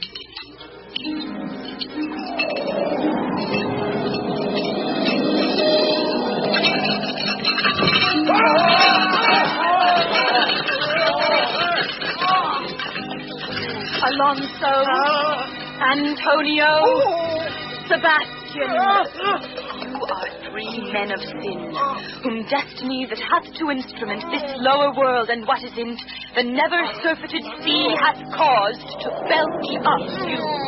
And on this island where man doth not inhabit, you mongst men be most unfit to live. I have made you mad. And even with such like valor men hang and drown their prophets. You fools! I and my fellows are ministers of fate. The elements of whom your swords are tempered may as well wound the loud wind, or with bemocked-at stabs kill the still closing waters as diminish one dowel that's in my plume. My fellow ministers are like invulnerable.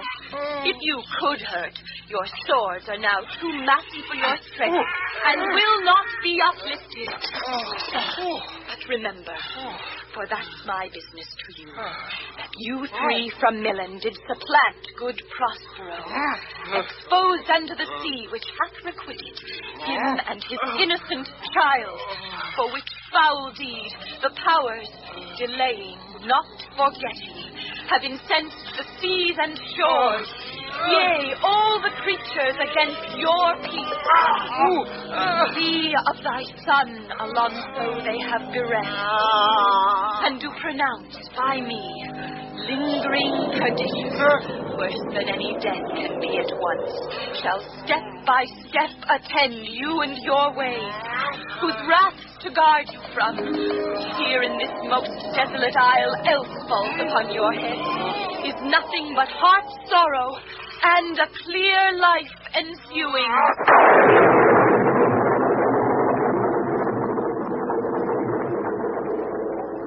Bravely the figure of this harpy hast thou performed, my Ariel. A graced head, devouring. Of my instruction hast thou nothing bated in what thou hast to say. So with good life and observation strange, my meaner ministers their several kinds have done. My high charms work.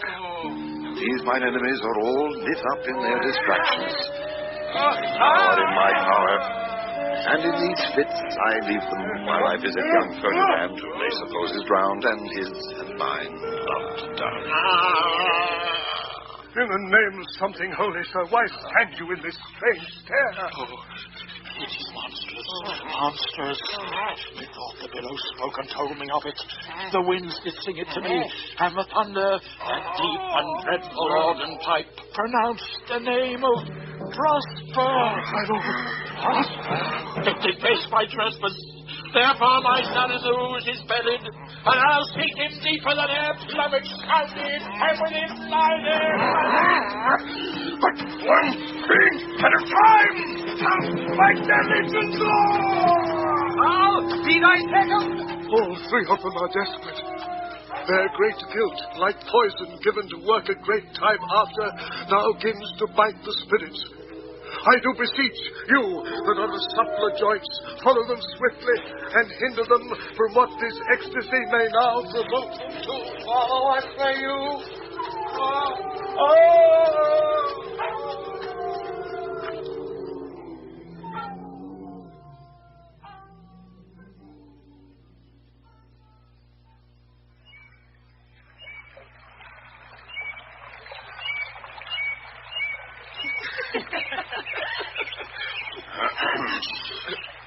If I have too austerely punished you, your compensation makes amends.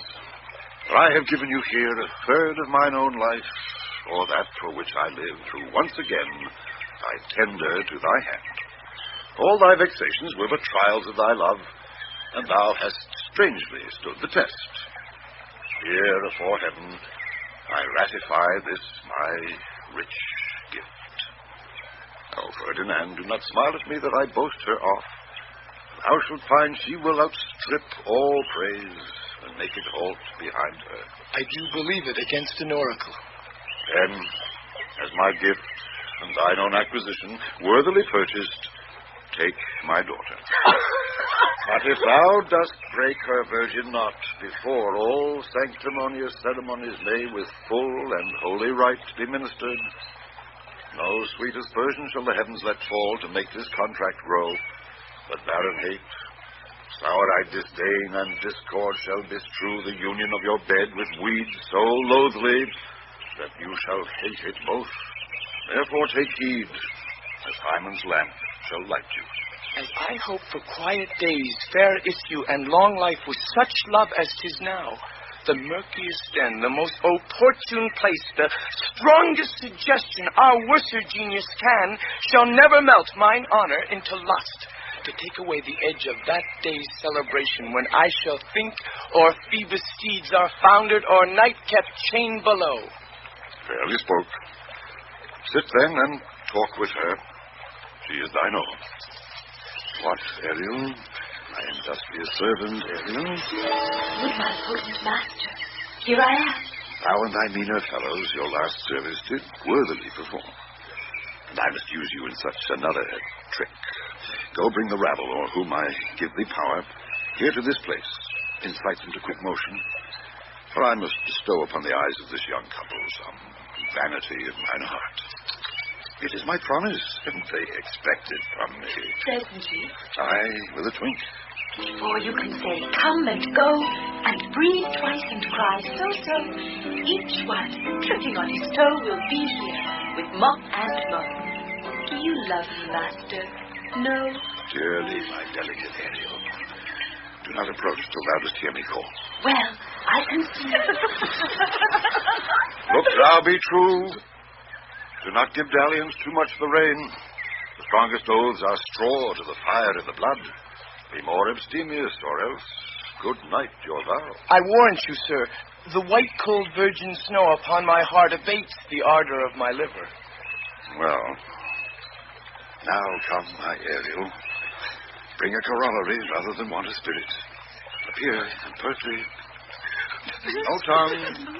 All eyes. Be silent.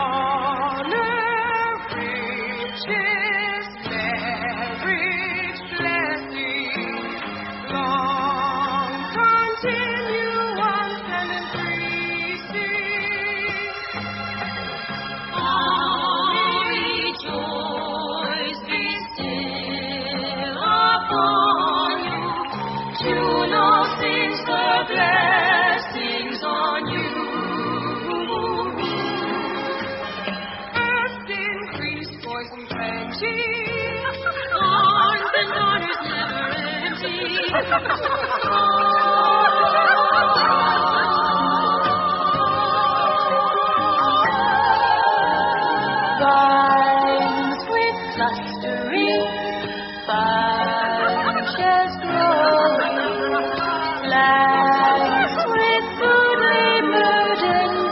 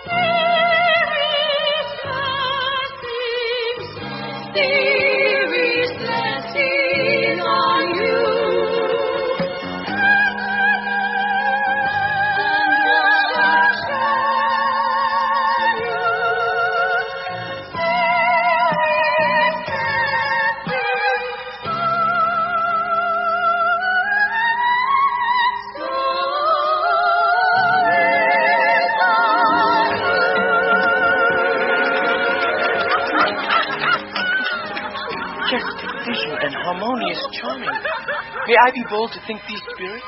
Spirits which, by mine art, I have from their confines called to enact my present fancies. Let me live here ever. So rare a wondered father and a wise makes this place paradise. Sweet now, silence, hush and be mute, or else our spell is marred. You nymphs called naiads of the wandering brooks, with your sedged crowns and ever harmless looks, live your Christianus, and on this green land answer your summons. Juno does command.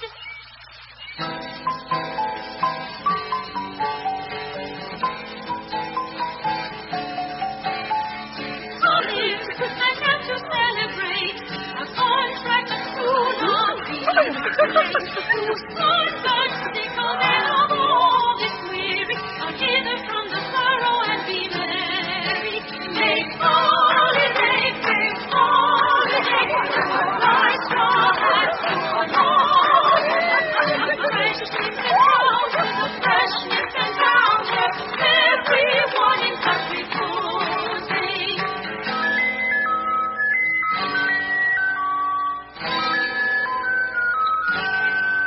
La la la, la la la, la la la, la la la, la la la, make holiday. I had forgot that foul conspiracy of the beast Caliban and his confederates against my life. Innocent, their plot is almost come. Well done. Aboard. No more. No more. This is strange. Your father's in some passion that works him strongly. Never till this day saw I him touched with anger so distempered. You do look, my son, in the move-it sort as if you were dismayed. Be cheerful, sir. Our revels now are ended. These are actors, as I foretold you, who are all spirits and are melted into air, into thin air. And like the baseless fabric of this vision, the cloud-capped towers, the gorgeous palaces, the solemn temples, the great globe itself, yea, all which it inherit, shall dissolve, and like this insubstantial pageant faded, leave not a rack behind. We are such stuff as dreams are made on, and our little life is rounded with a sleep. Sir, I am vexed. Bear with my weakness. My old brain is troubled. Be not disturbed with my infirmity. If you be pleased, retire into my cell and there repose. A turn or two I'll walk to still my beating mind. We wish your peace.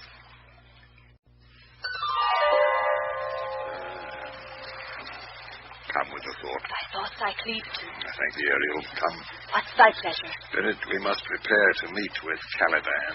Aye, my commander. I thought to have told thee of it, but I feared lest I might anger thee. Say again, where didst thou leave these varlets? I told you, sir, they were red hot with drinking, so full of valor that they smote the air for breathing in their faces, beat the ground for kissing of their feet, yet always bending towards their project.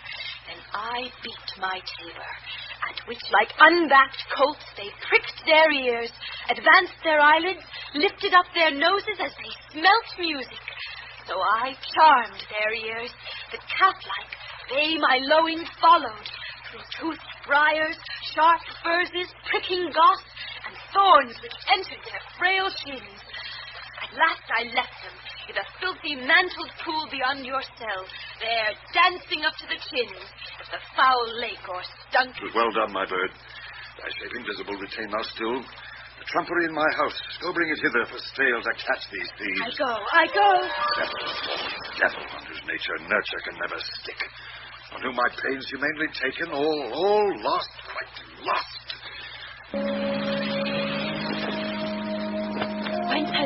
my lord. My garments, linens, hats, and finery, Spirit, which once I wore in Milan and shall again. Come, hang them on this line.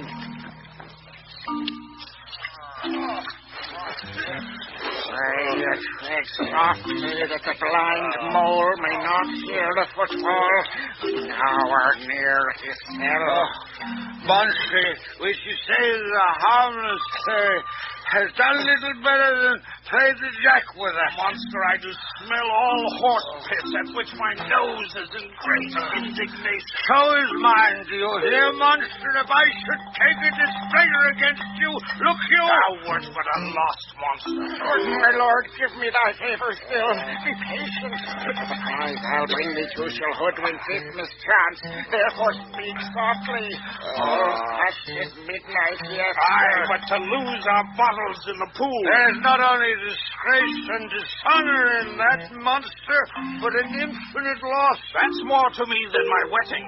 Yet this is your harmless fear. I will fetch off my bottle, though I be o'er ears for my labor. Prithee, my king, be quiet. Seest thou there? What does he see out there? What? This is the mouth of the cell. No noise and enter. Do that good mischief which may make this island thine own forever, and I thy Caliban, for I thy foot liquor. Give me thy hand. I do begin to have bloody thoughts. Oh, King Stefano! Oh, peer! Thou worthy Stefano! Look what a wardrobe is here for thee! Let it alone, thou fool! It is but trash. Monster, we know what belongs to a frippery. Oh, King Stefano! Put off that gown, trigger by this hand. I'll have that gown. My grace shall have it! For dropsy brown, this fool. What do you mean to dope us with such luggage? Let us alone and do the murder first. If he awakes from toe to crown, he'll fill our skins with pinches, make us strange stuff. Be you quiet, monster.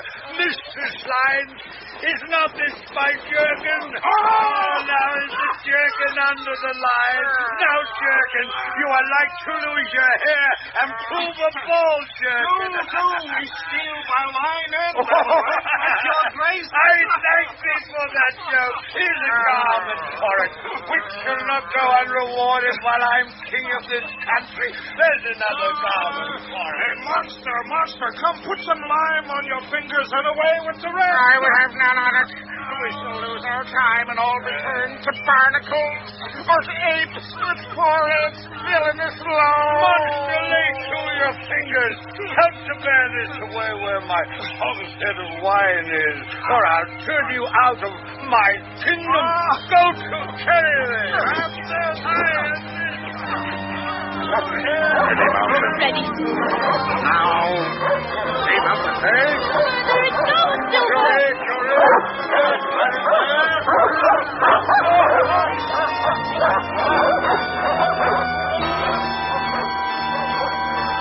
Go charge my goblins that they grind their joints with dry convulsions, shorten up their sinews with aged cramps, and more pitch-spotted make them than hard or catamount.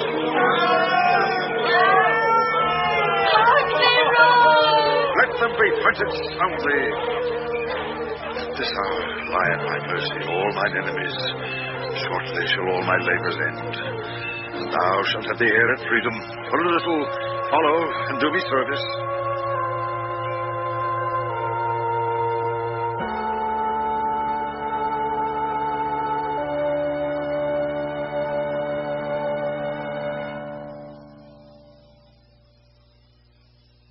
Now does my project gather to a head. My charms crack not, my spirits obey, and time goes upright with his carriage. How's the day? On the 6th hour, at which time, my lord, you said our work should cease. I did say so when first I raised the Tempest. Say, my spirit, how fares the king and his followers? Confined together in the same fashion as you gave in charge, just as you left them, all prisoners, sir, in the lime grove which weather fens your cell. They cannot budge till your release. The king, his brother, and yours abide, all three distracted, and the remainder mourning over them, brimful of sorrow and dismay, but chiefly him that you termed, sir, the good old Lord Gonzalo. His tears run down his beard like winter's drops from eaves of reeds. Your charm so strongly works them, that if you now beheld them, your affections would become tender. Dost thou think so, spirit? Mine would, sir, were I human. And mine shall.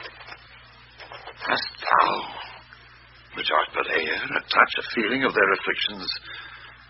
And shall not myself, one of their kind that relish all as sharply passion as they, be kindlier moved than thou art? Though with their high wrongs I am struck to the quick, yet with my nobler reason against my fury do I take part. The rarer action is in virtue than in vengeance. They being penitent, the sole drift of my purpose doth extend not a frown further. Go release them, Ariel. My charms I'll break, their senses I'll restore, and they shall be themselves. I'll fetch them, sir.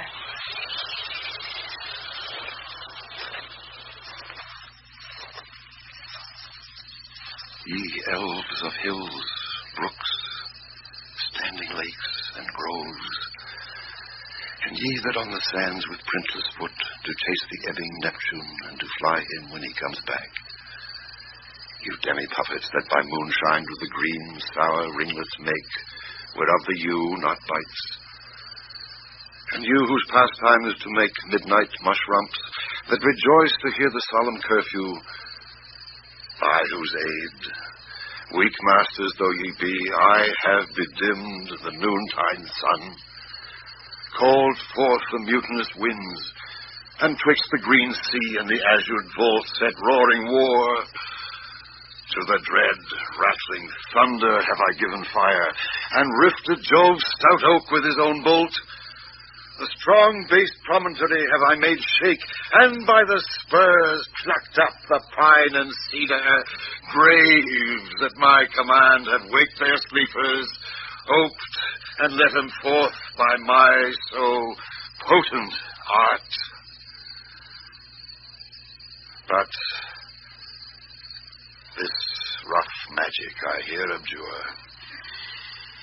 And when I have required some heavenly music, which even now I do, to work mine end upon their senses that this airy charm is for, I'll break my staff, bury it certain fathoms in the earth, and deeper than did ever plummet sound, I'll drown my book.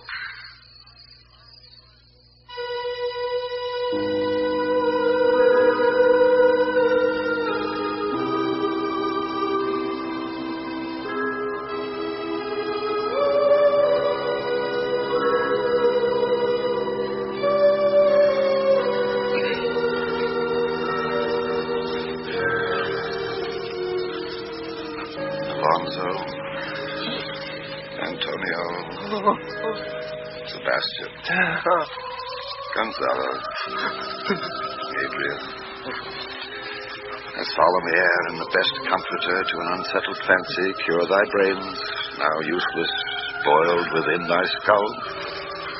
There stand, for you are spell-stopped. Holy Gonzalo, honorable man, mine eyes, even sociable to the show of thine, fall fellowly drops. The charm dissolves apace, and as the morning steals upon the night, melting the darkness, so their rising senses begin to chase the ignorant fumes that mantle their clearer reason. Oh, good Gonzalo, my true preserver, and a loyal sir to him thou followest, I will pay thy graces home both in word and deed. Most cruelly didst thou, Alonso, use me and my daughter. Thy brother was a furtherer in the act. Thou pinched for it now, Sebastian.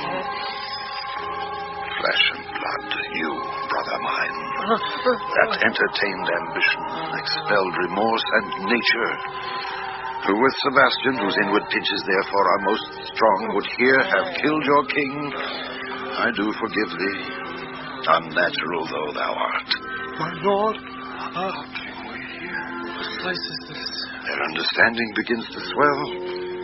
and the approaching tide will shortly fill the reasonable shore that now lies foul and muddy. Not one of them that yet looks on me or would know me.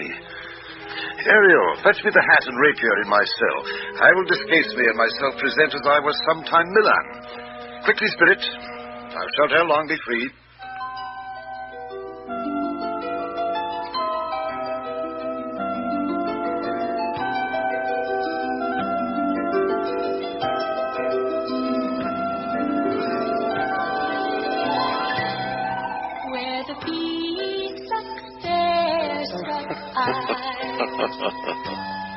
In a cowslip spell I lie,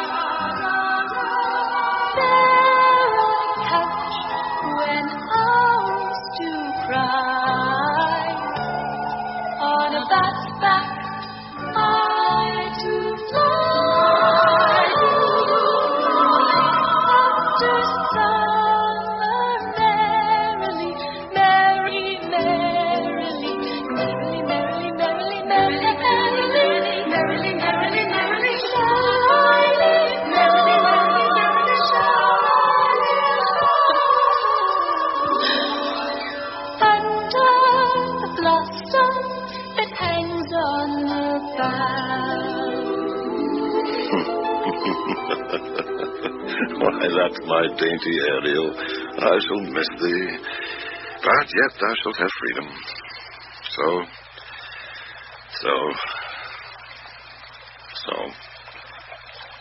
To the king's ship, invisible as thou art. There shalt thou find the mariners asleep under the hatches, the master and the boatswain being awake, and force them to this place. And presently, I prithee. I drink the air before me and return, or ere your pulse twice beaten.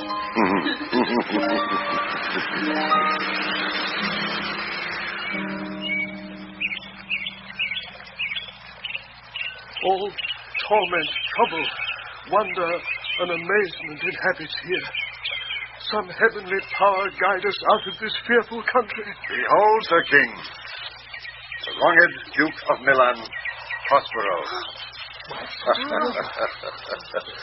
For more assurance that a living prince does now speak to thee, I embrace thy body, and to thee and thy company I bid a hearty welcome. Where thou be'st he or no, or some enchanted trifle to abuse me, as late I have been, I not know.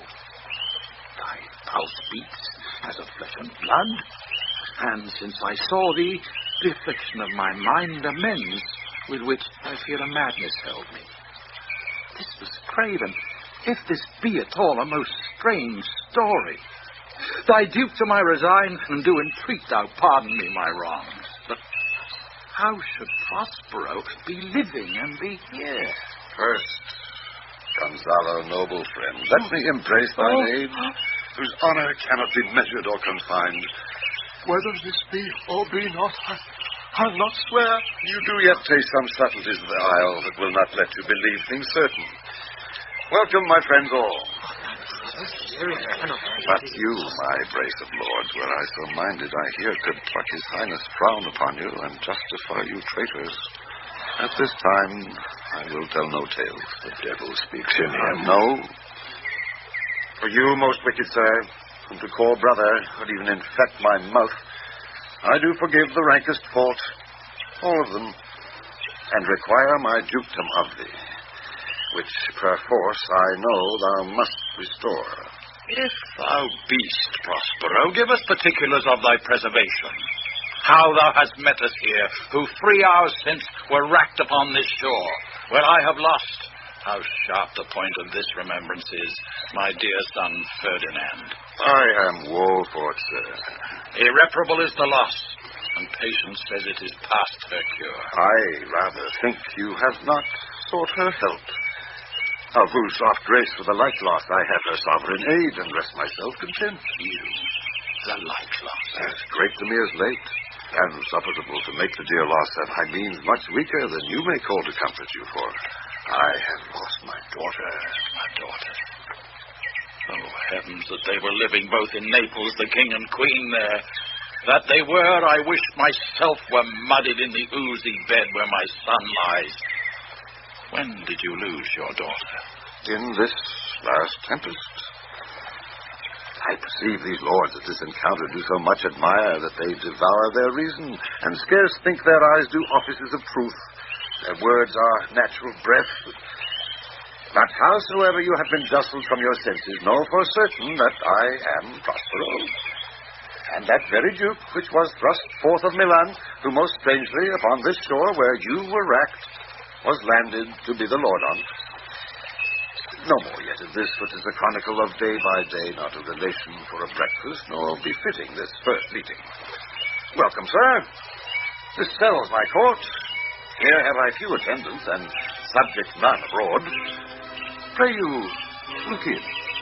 My dukedom, since you have given me again, I will requite you with as good a thing. At least bring forth a wonder to content ye as much as me, my dukedom.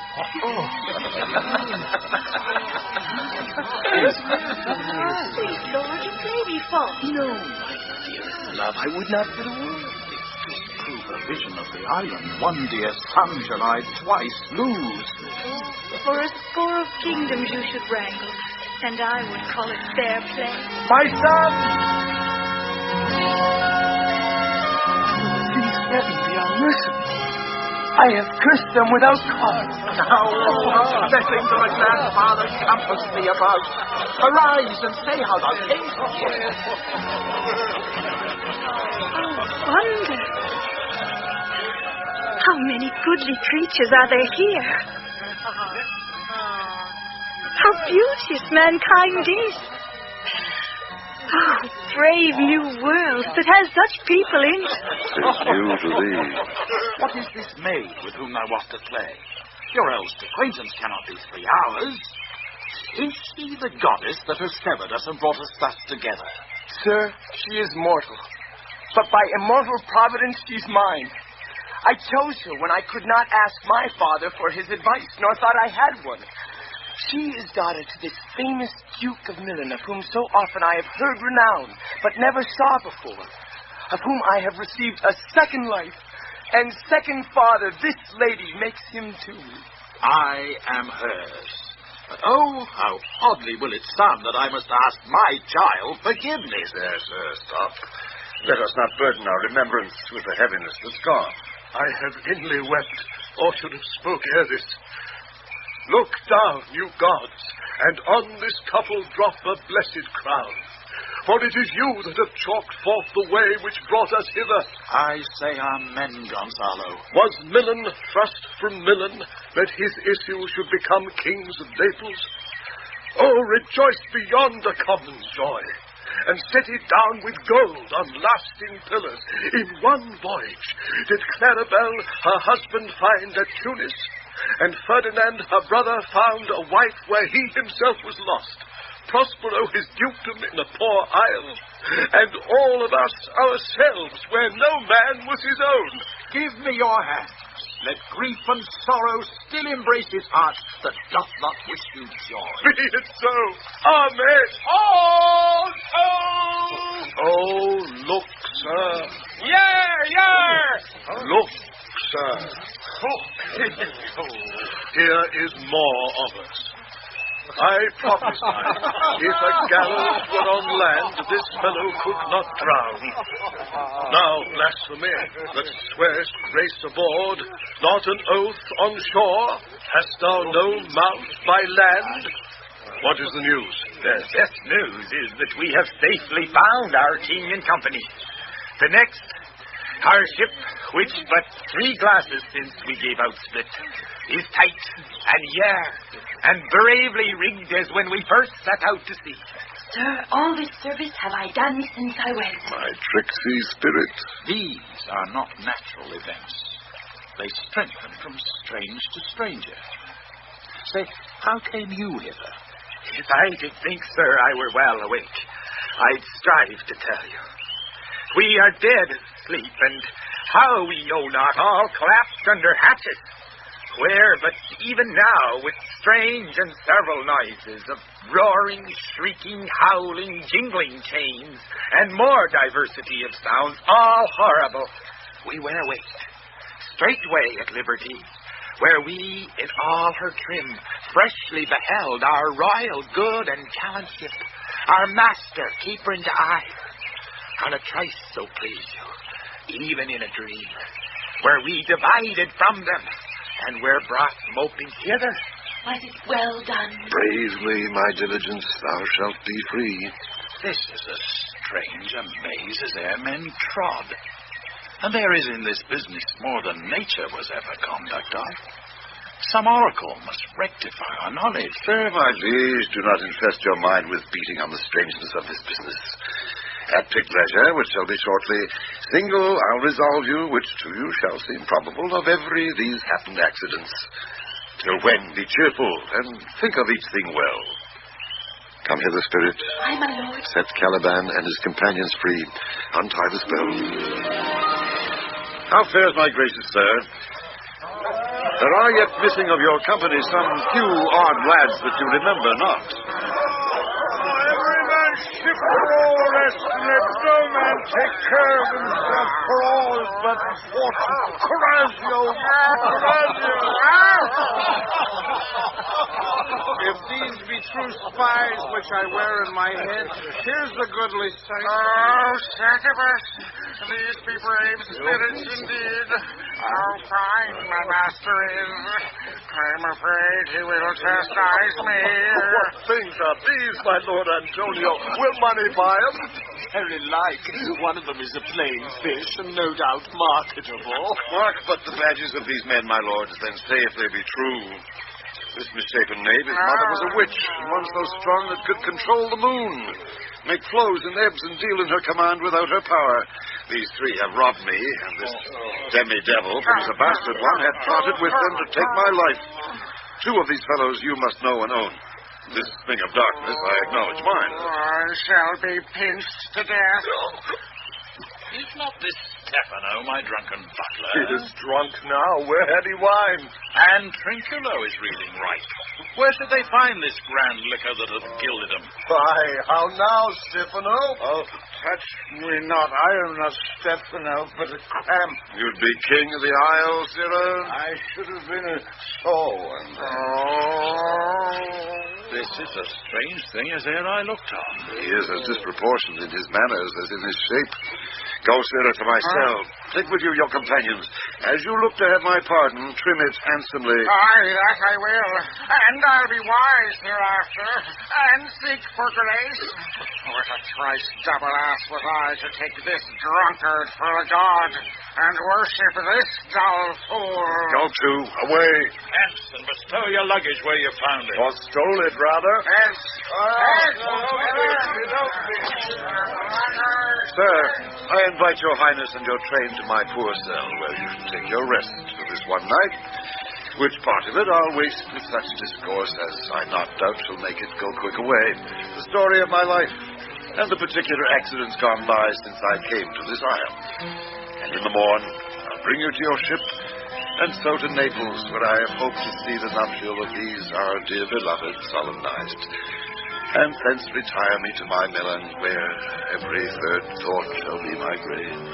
I long to hear the story of your life, which must take the ear strangely. I'll deliver all, and promise you calm seas, auspicious gales, and sails so expeditious that shall catch your royal fleet far off. My Ariel chick, that is your charge. Into the elements be free, and fare thou well. Fare thee well, my gracious lord. Please you, draw near.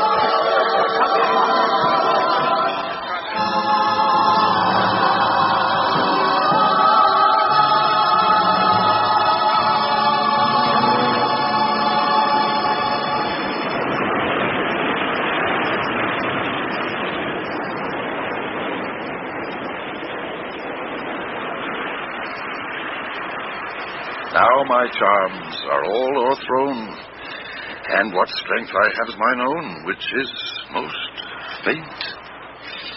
Now 'tis true I must be here, confined by you, or sent to Naples. Let me not, since I have my dukedom got and pardoned the deceiver, dwell in this bare island by your spell, but release me from my bands with the help of your good hands. Gentle breath of yours my sails must fill, or else my project fails, which was to please. Now I want spirits to enforce, art to enchant, and my ending is despair unless I be relieved by prayer, which pierces so that it assaults mercy itself and frees all faults. As you from crimes would pardon thee, let your indulgence set me free.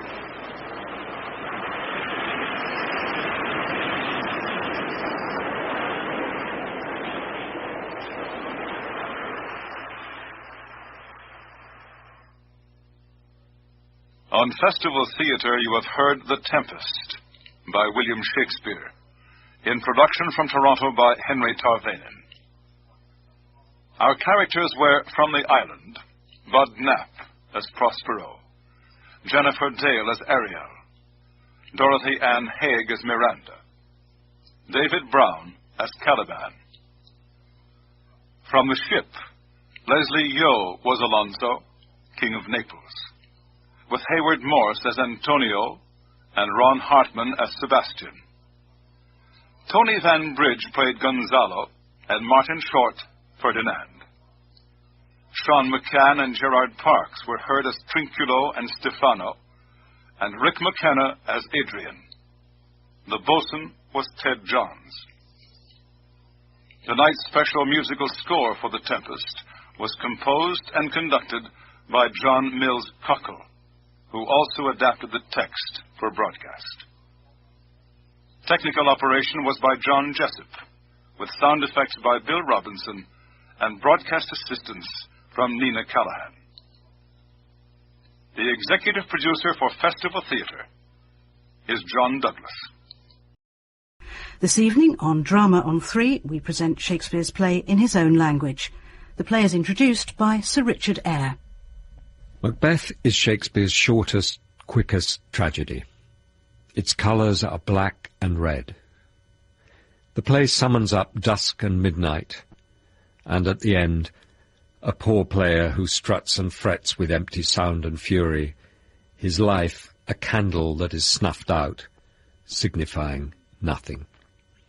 Along the way, we witness high passion, vaulting ambition, alliances made and broken. Macbeth is a soldier. He's great in action, but not in judgment. Give him a sword, and without hesitation he will unseam a traitor from the nave to the chops.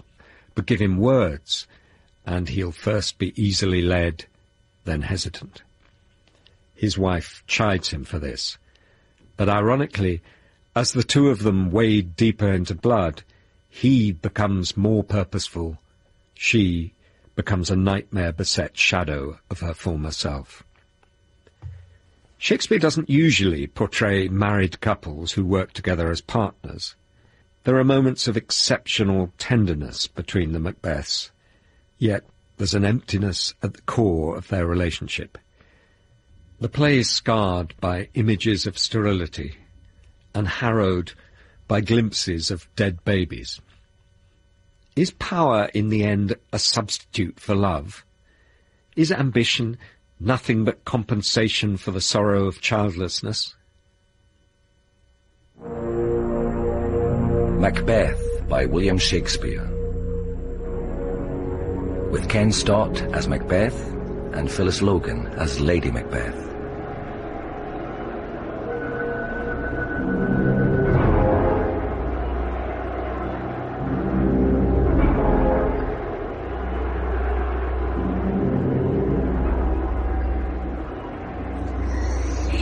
When shall we three meet again?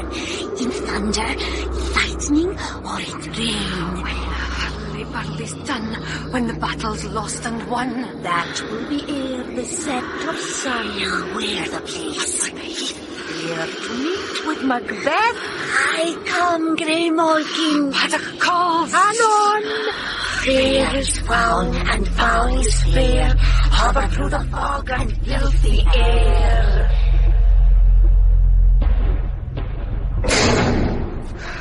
What bloody man is that? He can report, as seemeth by his plight, of the revolt, the new estate. This is the sergeant who, like a good and hardy soldier, fought against my captivity. Hail, brave friend! Say to the king the knowledge of the broil as thou didst leave it. Doubtful it stood, as two spent swimmers that do cling together and choke their hearts. The merciless MacDonald, worthy to be a rebel, for to that the multiplying villainies of nature do swarm upon him from the western isles. Of cairns and gallow glasses is supplied, and fortune on his damned quarrel smiling showed like a rebel's hooer. But all's too weak, for brave Macbeth, well, he deserves that name. Disdaining fortune with his brandished steel, which smoked with bloody execution, like Valor's minion carved out his passage till he faced the slave. Which ne'er shook hands, nor bade farewell to him, till he unseamed him from the nave to the chaps, and fixed his head upon our battlements. Oh, valiant cousin, worthy gentleman! Mark, King of Scotland, mark. No sooner justice had, with valour armed, compelled these skipping cairns to trust their heels, but the Norwegian lord, surveying vantage, with furbished arms and new supplies of men, began a fresh assault. Dismayed not this, our captains, Macbeth and Banquo? Yes, as sparrows' egos, or the hare the lion. If I say sooth, I must report they were. As cannons overcharged with double cracks, so they doubly redouble strokes upon the foe, except they meant to bathe in reeking wounds or memorise another Golgotha, I cannot tell. But I am faint. My gashes cry for help. So well thy words become thee as thy wounds, they smack of honour both. Go! Get him, surgeons! Who comes here? Worthy Thane of Ross. What a haste looks through his eyes. So should he look that seems to speak things strange. God save the king. Whence camest thou, worthy Thane? From Fife, great king, where the Norwegian banners flout the sky and fan our people cold. Norway himself, with terrible numbers, assisted by that most disloyal traitor, the Thane of Cawdor, began a dismal conflict, till that Bellona's bridegroom, lapped in proof, confronted him with self-comparisons, point against point, rebellious arm against arm, curbing his lavish spirit, and to conclude, the victory fell on us! Great happiness! But now, Sweynall, the Norway's king, craves composition, nor would we deign him burial of his men till he dispersed at St. Combs Inch $10,000 to our general use. No more. That Thane of Cawdor shall deceive our bosom interest. Go, pronounce his present death, and with his former title greet Macbeth. I'll see it done. What he hath lost, noble Macbeth hath won. Fear is foul, and foul is fear, hover through the fog and filthy air. A drum, Macbeth doth come. So foul and fair a day, and I've not seen. How far is called to Forest? What are these? So withered and so wild in their attire that look not like the inhabitants of the earth, and yet are on. Live ye? Or are ye aught that man may question? You seem to understand me, by each at once her choppy finger laying upon her skinny lips. You should be women, and yet your beards forbid me to interpret that you are so. Speak, if you can. What are you? All hail Macbeth! Hail to thee, Thane of Glance! All hail Macbeth! Hail to thee, Thane of Cawdor! All hail Macbeth, that shalt be king hereafter! Good sir, why do you start and seem to fear things that do sound so fair? In the name of truth, are ye fantastical? Or that indeed which outwardly ye show? My noble partner you greet with present grace and great prediction of noble having and of royal hope that he seems rapt withal. To me you speak not. If you can look into the seeds of time and say which grain will grow and which will not, speak then to me, and neither beg nor fear your favours nor your hate. Hail! Lesser than Macbeth and greater, not so happy yet much happier. Thou shalt get kings, though thou be none. So all hail Macbeth and Banquo, Banquo and Macbeth, all hail! Stay, you imperfect speakers. Tell me more. By Seindel's death, I know I'm Thane of Glamis, but how of Cawdor? Thane of Cawdor lives, prosperous gentleman, and to be king stands not within the prospect of belief, no more than to be Cawdor. Say from whence you owe this strange intelligence, or why upon this blasted heath you stop our way with such prophetic greeting. Speak! I charge you! The earth that bubbles as the water has, and these are of them. Whither are they vanished? Into the air. And what seemed corporal melted as breath into the wind. Would they had stayed? Were such things here as we do speak about? Or have we eaten on the insane route that takes the reason prisoner? Your children shall be kings. You shall be king. And Thane of Cawdor too, went it not so? To the self-same tune and words. Who's here? The king had happily received Macbeth. The news of thy success. We are sent to give thee from our royal master thanks, only to herald thee into his sight, not pay thee. And for an earnest of a gracer honour, it bade me from him call thee Thane of Cawdor, in which edition hail, most worthy Thane, for it is thine. What, can the devil speak true? The Thane of Cawdor lives. Why do you address me in borrowed robe? Who was the Thane lives yet, but under heavy judgment bears that life which he deserves to lose. Whether he was combined with those of Norway, or did line the rebel with hidden help and vantage, or that with both he laboured in his country's wrack, I know not. But treason's capital, confessed and proved, have overthrown him. Glamis and Thane of Cawdor, the greatest is behind. Thanks for your pains. Do you not hope your children shall be kings? When those that gave the Thane of Cawdor to me promise no less to them? That trusted home might yet enkindle you unto the crown besides the Thane of Cawdor. But 'tis strange. And oftentimes, to win us to our harem, the instruments of darkness tell us truths. Win us with honest trifles to betray us in deepest consequence. Cousins! A word I pray you! Yeah. Two truths are told, as happy prologues to the swelling act of the imperial theme. Thank you, gentlemen. This supernatural soliciting cannot be ill, cannot be good. If ill, why hath it given the earnest of success, commencing in a truth, I am Thane of Cawdor? If good, why do I yield to that suggestion, whose horrid image doth fix my hair, and make my seated heart knock at my ribs, against the use of nature?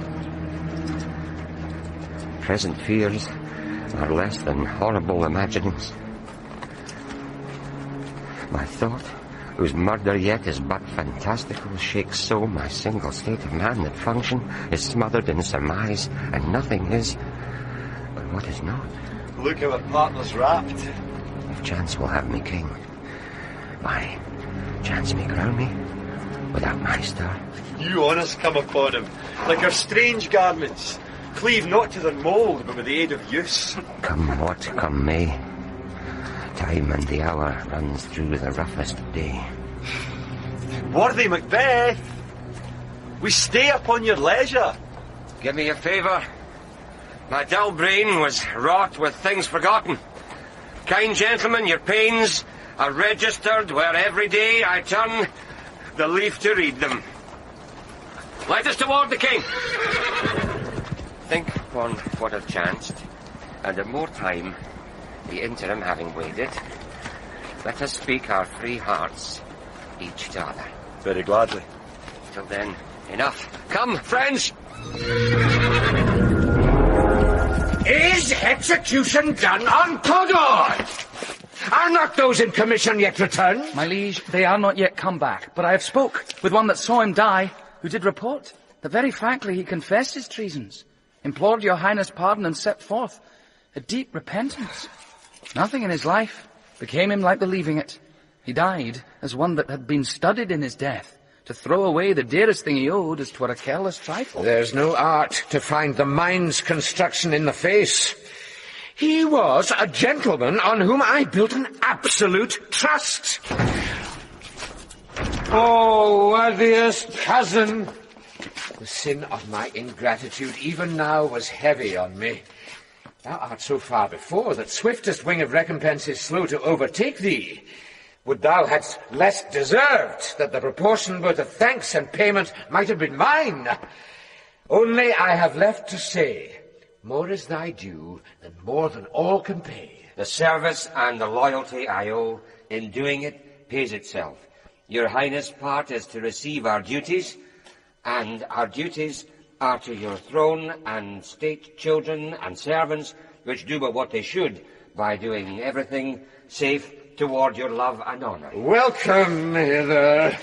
I have begun to plant thee, and will labour to make thee full of growing. Noble Banquo, thou hast no less deserved, nor must be known no less to have done so. Let me enfold thee, and hold thee to my heart. Verify grow, the harvest is your own. My plenteous joys, wanton in fullness, seek to hide themselves in drops of sorrow. Sons, kinsmen, things, and you whose places are the nearest, know. We will establish our estate upon our eldest Malcolm, whom we name hereafter the Prince of Cumberland. His honour must not unaccompanied invest him only, but signs of nobleness, like stars, shall shine on all deservers. From hence to Inverness, and bind us further to you. The rest is labour which is not used for you. I'll be myself the harbinger and make joyful the hearing of my wife with your reproach. So humbly take my leave. My worthy Cawdor! The Prince of Cumberland. That is a step on which I must fall down, or else o'erleap, for in my way it lies. Stars, hide your fires. Let not light see my black and deep desires. The eye wink at the hand, yet let that be which the eye fears when it is done to see.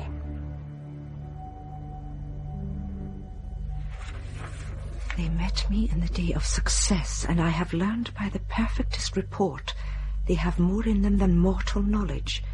When I burned in desire to question them further, they made themselves air, into which they vanished. Whiles I stood wrapped in the wonder of it, came missives from the king, who all hailed me Thane of Cawdor, by which title before these weird sisters saluted me, and referred me to the coming on of time with Hail, King that shalt be. This have I thought good to deliver thee, my dearest partner of greatness, that thou mightst not lose the dues of rejoicing by being ignorant of what greatness has promised thee. Lay it to thy heart and farewell. Glamis thou art, and Cawdor, and shalt be what thou art promised. Yet do I fear thy nature. It is too full of the milk of human kindness to catch the nearest way. Thou wouldst be great, art not without ambition, but without the illness should attend it. What thou wouldst highly, that wouldst thou holily, wouldst not play false, and yet wouldst wrongly win. Thou'dst have great Glamis, that which cries, thus thou must do, if thou have it, and that which rather thou dost fear to do than wishest should be undone. Hie thee hither, that I may pour my spirits in thine ear, and chastise with the valour of my tongue all that impedes thee from the golden round, which fate and metaphysical age doth seem to have thee crowned withal. What is your tidings? The king comes here tonight. Thou art mad to say it. Is not thy master with him, who, what so, would have informed for preparation? So please you, it is true. Our Thane is coming. One of my fellows had the speed of him, who, almost dead for breath, had scarcely more than would make up his message. Give him tending. He brings great news. The raven himself is hoarse that croaks the fatal entrance of Duncan under my battlements. Come, you spirits that tend on mortal thoughts. Unsex me here, and fill me from the crown to the toe, top full of direst cruelty. Make thick my blood, stop up the access and passage to remorse, that no compunctious visitings of nature shake my fell purpose, nor keep peace between the effect and it. Come to my woman's breasts, and take my milk for gall, you muttering ministers, wherever in your sightless substances you wait on nature's mischief. Come, thick night, and pall thee in the dunnest smoke of hell, that my keen knife see not the wound it makes, nor heaven peep through the blanket of the dark, to cry, hold, hold. Great glams, worthy Corder, greater than both by the all-hail hereafter. Thy letters have transported me beyond this ignorant present, and I feel now the future in the instant. My dearest love, Duncan comes here tonight. And when goes hence? Tomorrow, as he purposes. Oh, never shall sun that morrow see. Your face, my Thane, is as a book where men may read strange matters. To beguile the time, look like the time, bear welcome in your eye, your hand, your tongue. Look like the innocent flower, but be the serpent under it. He that's coming must be provided for. And you shall put this night's great business into my dispatch, which shall to all our nights and days to come give solely sovereign sway and masterdom. We will speak further. Only look up clear. To alter favour ever is to fear. Leave all the rest to me.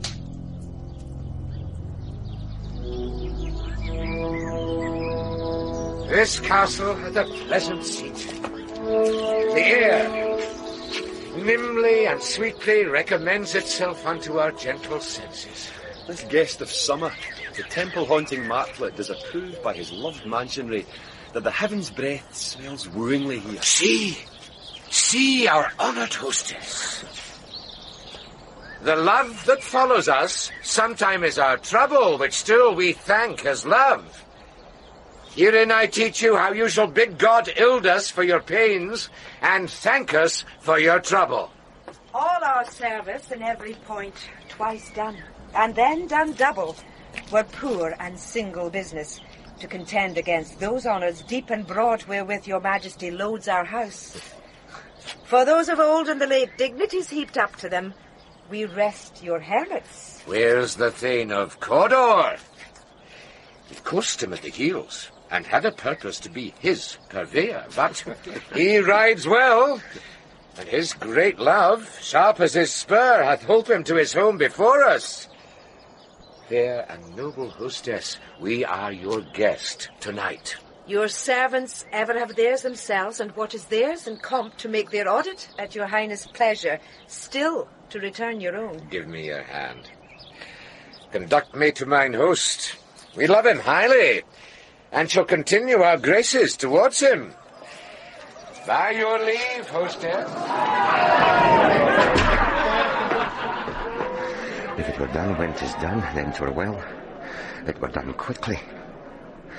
If the assassination could trample up the consequence and catch with his surcease success, that but this blow might be the be-all and the end-all here, but here, upon this bank and shoal of time, would jump the life to come.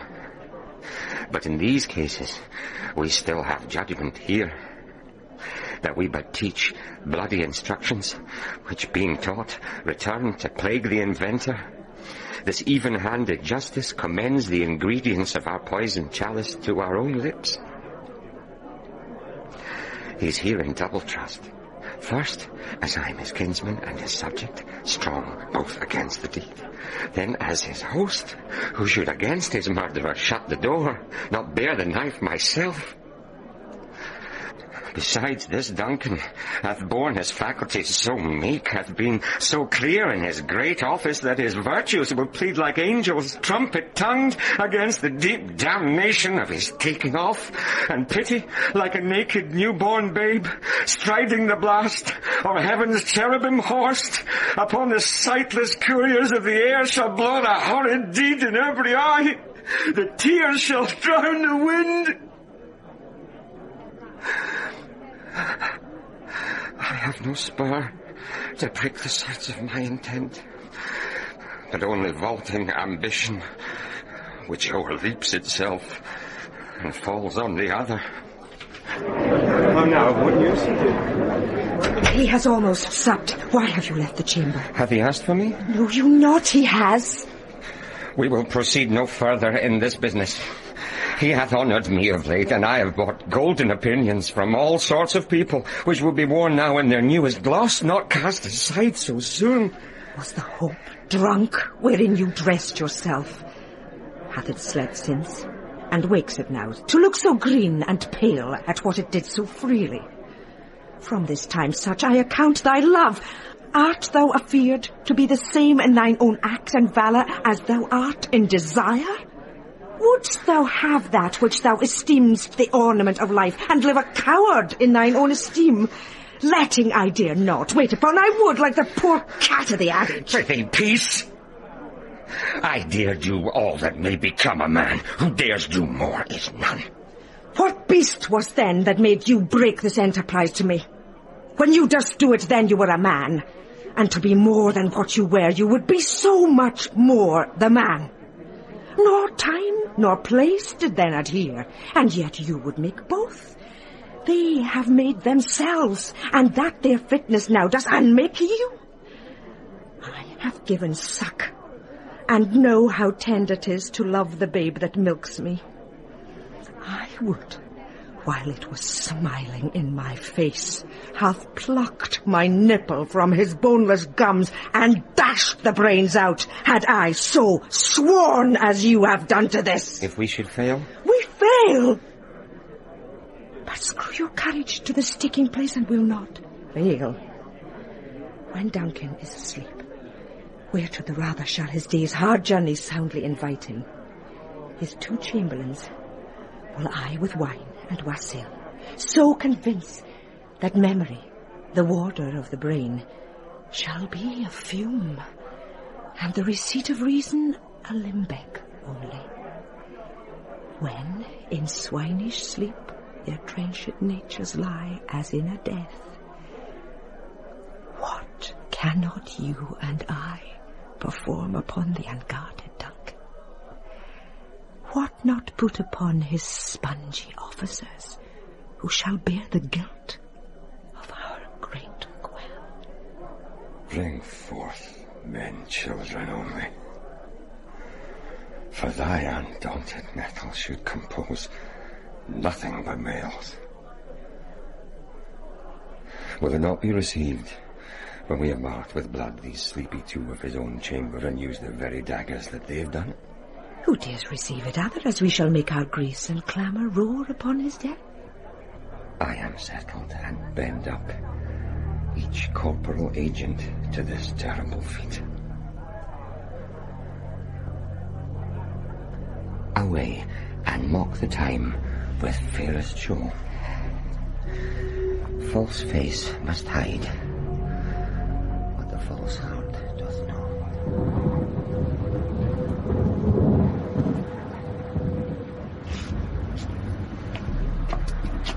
There goes the night, boy. The moon is down. I've not heard the clock. She goes down at 12. I take 'tis later, sir. There's husbandry in heaven. The candles are all out. A heavy summons lies like lead upon me, and yet I would not sleep. Merciful powers restraining me the cursed thoughts that nature gives way to in repose. Who's there? A friend. What, sir, not yet at rest? The king's abed. You've been an unusual pleasure, and sent forth great largesse to your offices. This diamond he greets your wife withal, by the name of most kind hostess, and shut up in measureless content. Being unprepared, our will became the servant to defect, which else should free have wrought. All's well. I dreamt last night of the three weird sisters. To you they've shown some truth. I think not of them.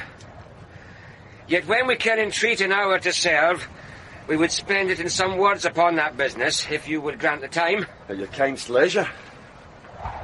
If you shall cleave to my consent when 'tis, it shall make honour for you. So I lose none in seeking to augment it, but still keep my bosom franchised and allegiance clear. I shall be counselled. Good repose the while. Thanks, sir. The like to you. Go bid thy mistress, when my drink is ready, she strike about the bell. My lord. Get thee to bed.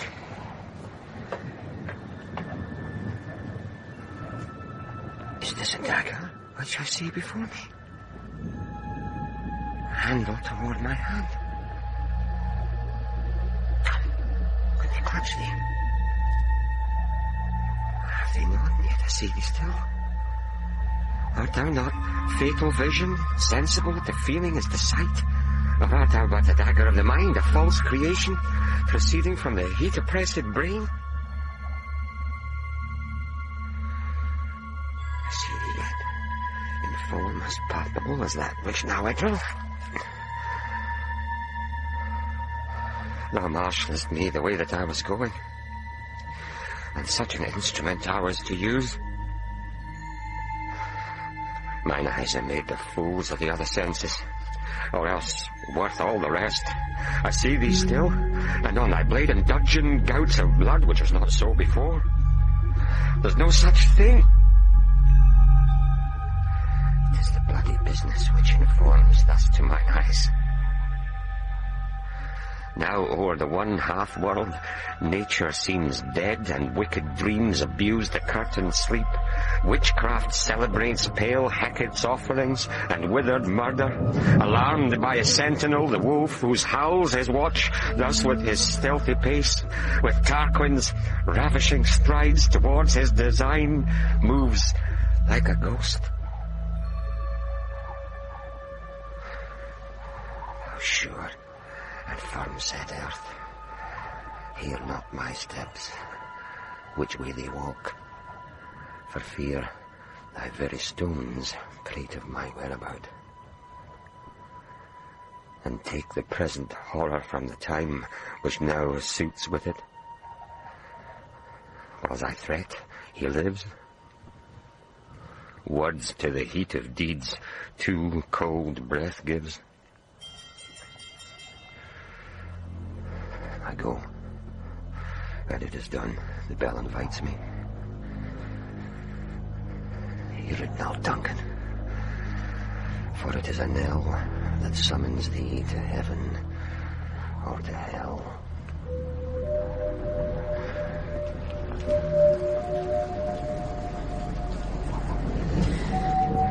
That which hath made them drunk hath made me bold.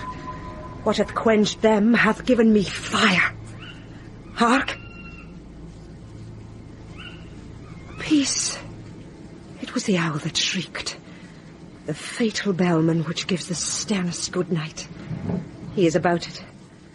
The doors are open, and the surfeited grooms do mock their charge with snores. I have drugged their possets, that death and nature do contend about them, whether they live or die. Who's there? Alack, I am afraid they have awaked, and 'tis not done. The attempt and not the deed confounds us. Hark! I laid their daggers ready. He could not miss 'em. Had he not resembled my father as he slept, I had done it. My husband. I have done the deed. Didst thou not hear not? I heard the owl scream and the crickets cry. Did not you speak? When? Now? As I descended? Aye. Hark. Who lies in the second chamber? Donald Bain. This is a sorry sight. A foolish thought to say a sorry sight. There's one did laugh and sleep, and one cried murder. That they did wake each other, I stood and heard them. But they did say their prayers and address them again to sleep. There are two lodged together. One cried, God bless us, and amen the other.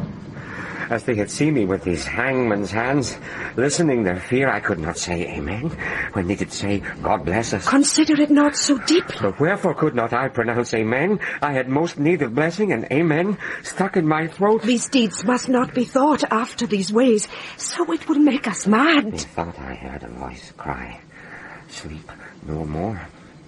Mabeth, does murder sleep? The innocent sleep?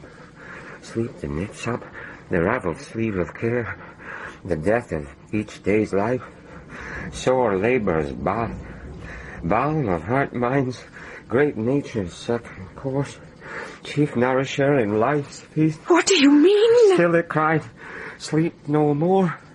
To all the house, Glamis hath murdered sleep, and therefore Cawdor shall sleep no more. Macbeth shall sleep no more. Who was it that thus cried?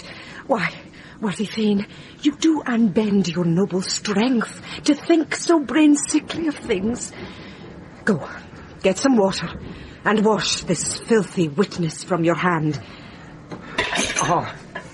Why did you bring these daggers from the place? They must lie there. Go, carry them, and smear the sleepy grooms with blood. I go no more. I'm afraid to think what I have done. Look on it again, I dare not. Infirm of purpose. Give me the daggers. The sleeping and the dead are but as pictures. 'Tis the eye of childhood that fears a painted devil. If he do bleed, I'll gild the faces of the grooms withal, for it must seem their guilt. What's that knocking? As it would meet with every noise appalls me. What hands are here? Ah, they pluck out mine eyes. Will all great Neptune's ocean wash this blood clean from my hand? No. This my hand will rather the multitudinous seas incarnadine, making the green one red. My hands are of your colour, but I shame to wear a heart so white. I hear a knocking at the south entry. Retire we to our chamber. A little water clears us of this deed. How easy is it then? Your constancy hath left you unattended. Hark, more knocking. Get on your nightgown, lest occasion call us and show us to be watchers. Be not lost so poorly in your thoughts. To know my deed, 'twere best not know myself. Wait, Duncan, with thy knocking. Oh, would thou couldst.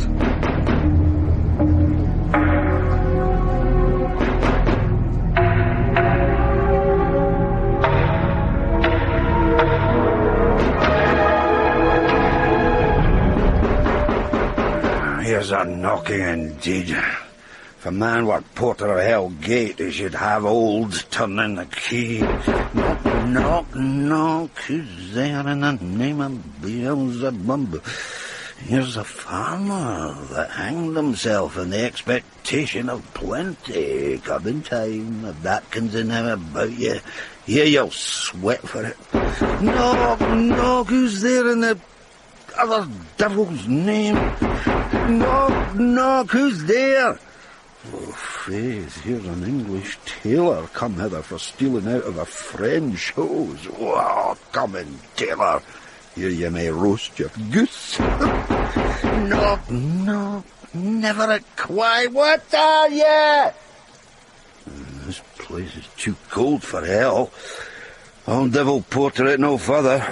I had thought to have let in some of all professions that go the primrose way to the everlasting bonfire. Anon, I pray ye. Remember the porter. Where you went to bed, that you do lie so late. Faith, sir, we were carousing till the second cock. And drink, sir, is a great provoker of three things. What three things does drink especially provoke? Marry, sir, nose painting, sleep, and urine. Lechery, sir, it provokes and unprovokes. It provokes the desire, but it takes away the performance.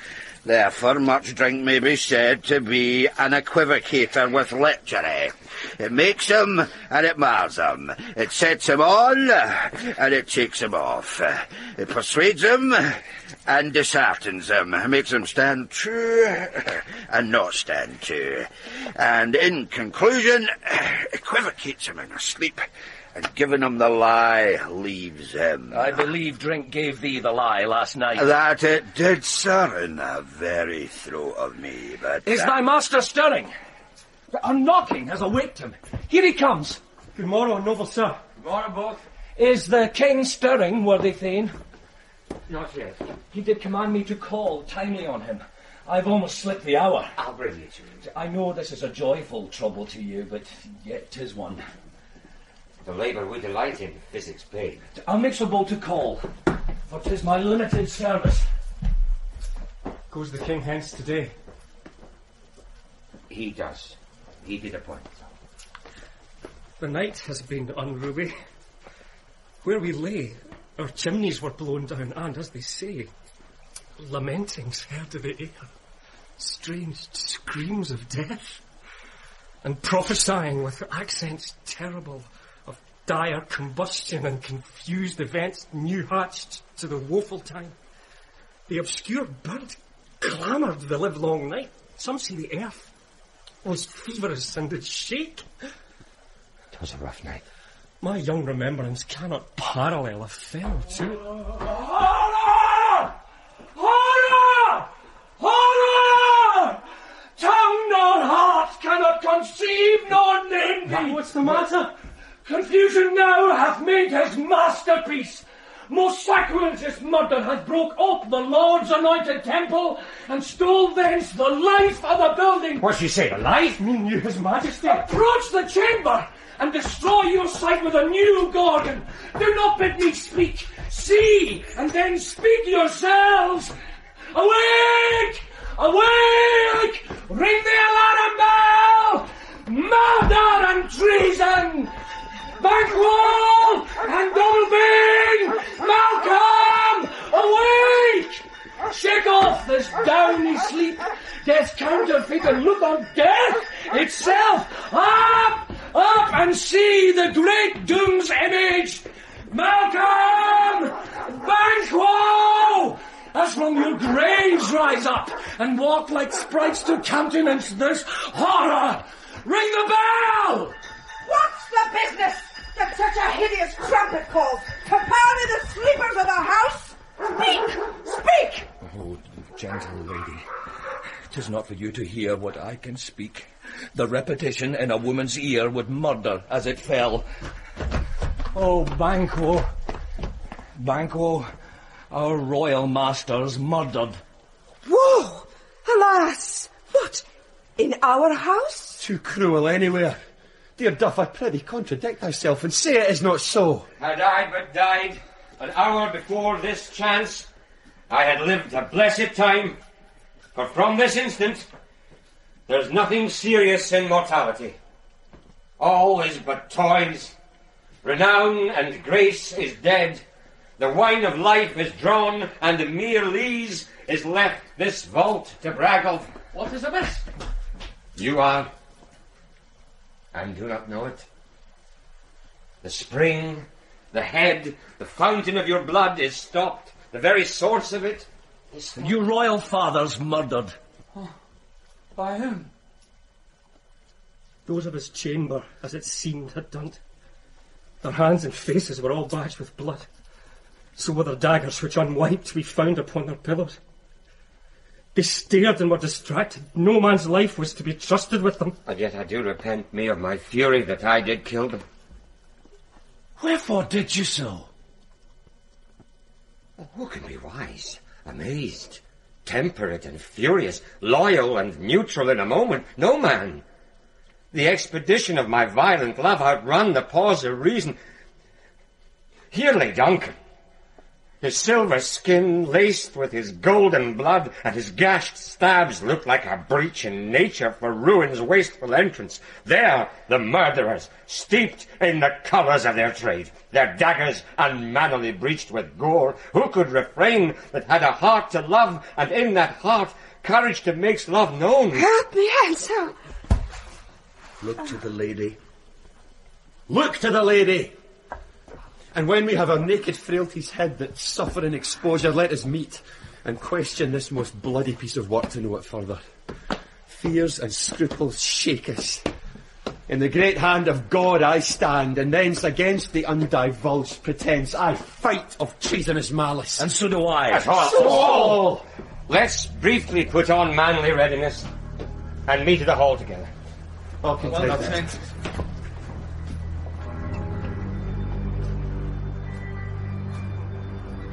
Threescore and 10 I can remember well, within the volume of which time I have seen hours dreadful and things strange.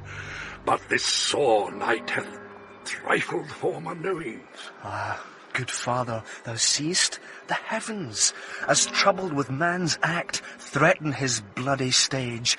By the clock 'tis day, and yet dark night strangles the travelling lamp.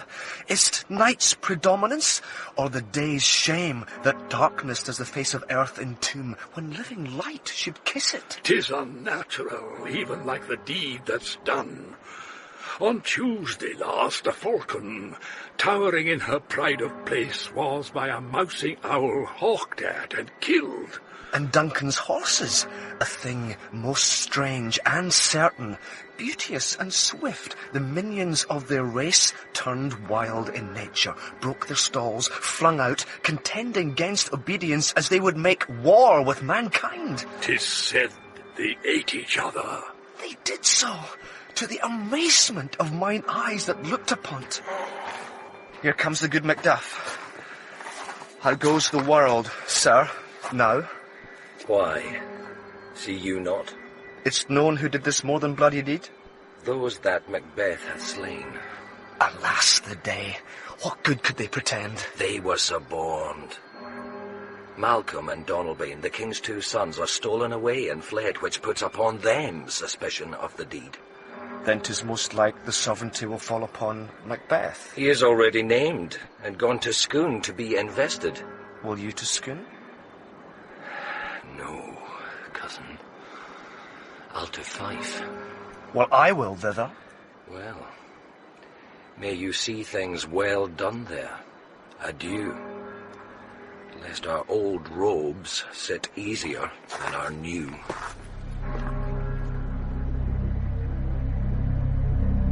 Thou hast it now. King, Cawdor, Glamis, all as the weird woman promised. And I fear thou playedst most foully for't. Yet it was said, it should not stand in thy posterity, but that myself should be the root and father of many kings. If there come truth from them, as upon thee, Macbeth, their speeches shine, why, by the verities on thee made good, may they not be my oracles as well, and set me up in hope? But hush, no more. Here's our chief guest. If he had been forgotten, it had been as a gap in our great feast, and all thing unbecoming. Tonight we hold a solemn supper, sir, and I'll request your presence. Let your highness command upon me, to the which my duties are with a most indissoluble tie for ever knit. Ride you this afternoon? Aye, my good lord. We should have else desired your good advice, which still hath been both grave and prosperous in this day's council. But we'll take tomorrow. As far you ride? As far, my lord, as will fill up the time twixt this and supper. Go not my horse the better, I must become a borrower of the night for a dark hour or twain. Fail not our feast. My lord, I will not. We hear our bloody cousins are bestowed in England and in Ireland, not confessing their cruel parricide, filling their hearers with strange invention. But of that tomorrow, when therewithal we shall have cause of state, craving us jointly. Hie ye to horse. Adieu, till you return at night. Goes Fleance with you? Aye, my good lord, our time does call upon us. I wish your horses swift and sure of foot, and so I do commend you to their backs. Farewell. Let every man be master of his time till 7 at night. To make society the sweeter welcome, we will keep ourselves till supper time alone. While then, God be with you. Say that word with you. Attend those men our pleasure. They are, my lord, without the palace gate. Bring them before us. To be thus is nothing, but to be safely thus. Our fears in Banquo stick deep, and in his royalty of nature reigns that which would be feared. 'Tis much he dares, and to that dauntless temper of his mind he hath a wisdom that doth guide his valour to act in safety. There is none but he whose being I do fear, and under him my genius is rebuked, as it is said Mark Antony's was by Caesar. He chid the sisters when first they put the name of king upon me, and bade them speak to him. Then, prophet-like, they hailed him father to a line of kings. Upon my head they placed a fruitless crown, and put a barren sceptre in my gripe, thence to be wrenched with an unlineal hand, no son of mine succeeding. If it be so, for Banquo's issue have I filed my mind. For them, the gracious Duncan, have I martyred, put rankers in the vessel of my peace, only for them, and mine eternal jewel, given to the common enemy of man, to make them kings, the seed of Banquo kings. Rather than so, come fate into the list, and champion me to the utterance. Who's there?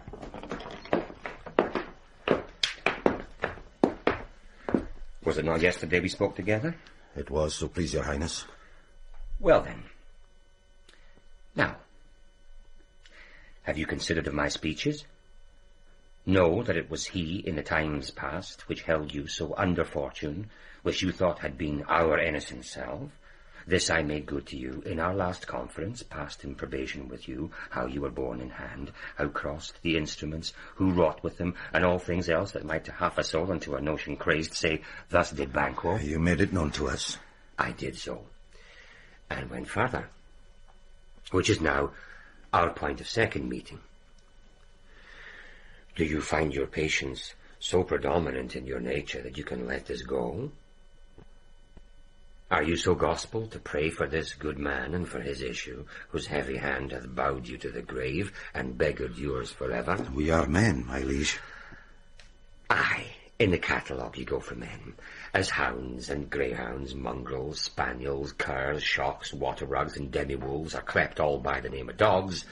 The valued file distinguishes the swift, the slow, the subtle, the housekeeper, the hunter, every one according to the gift which bounteous nature hath in him closed, whereby he does receive particular addition from the bill that writes them all alike, and so of men.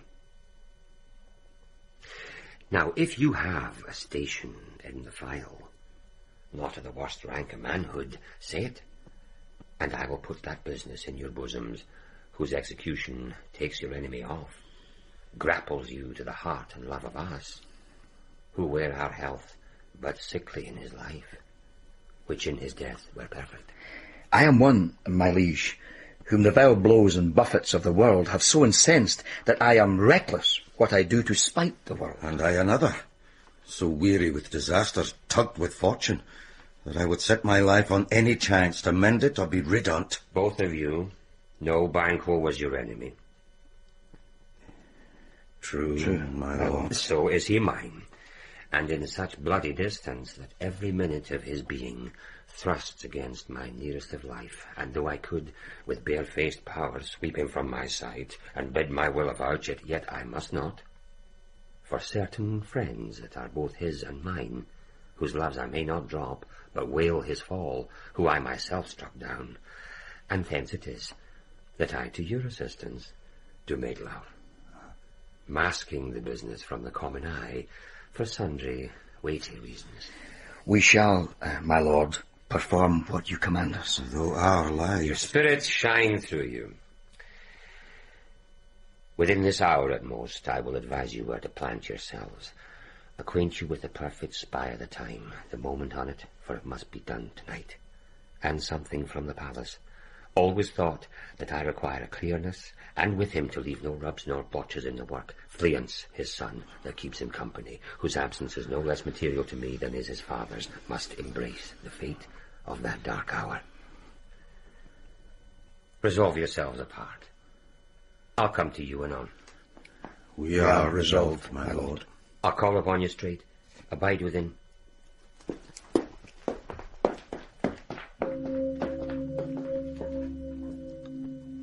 It is concluded. Banquo, thy soul's flight, if it find heaven, must find it out tonight.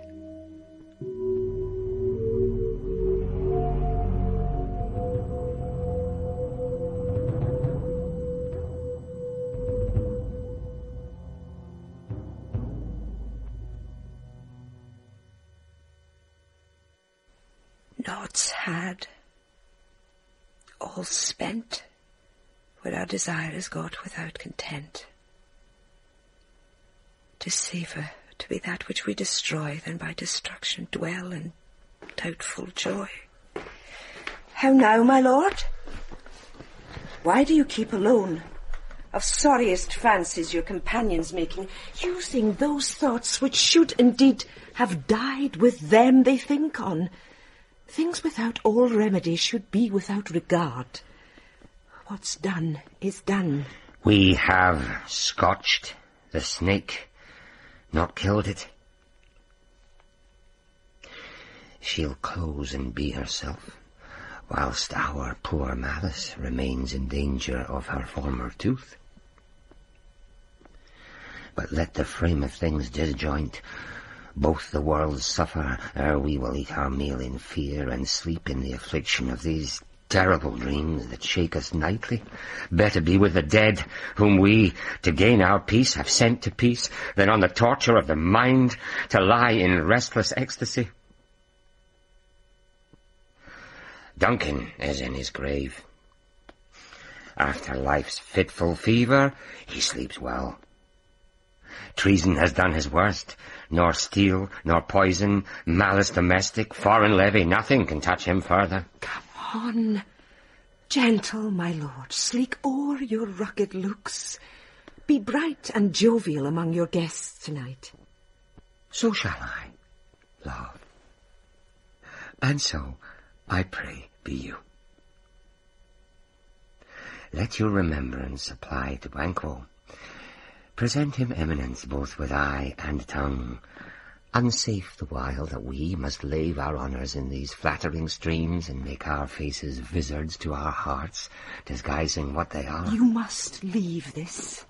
Oh, full of scorpions is my mind, dear wife.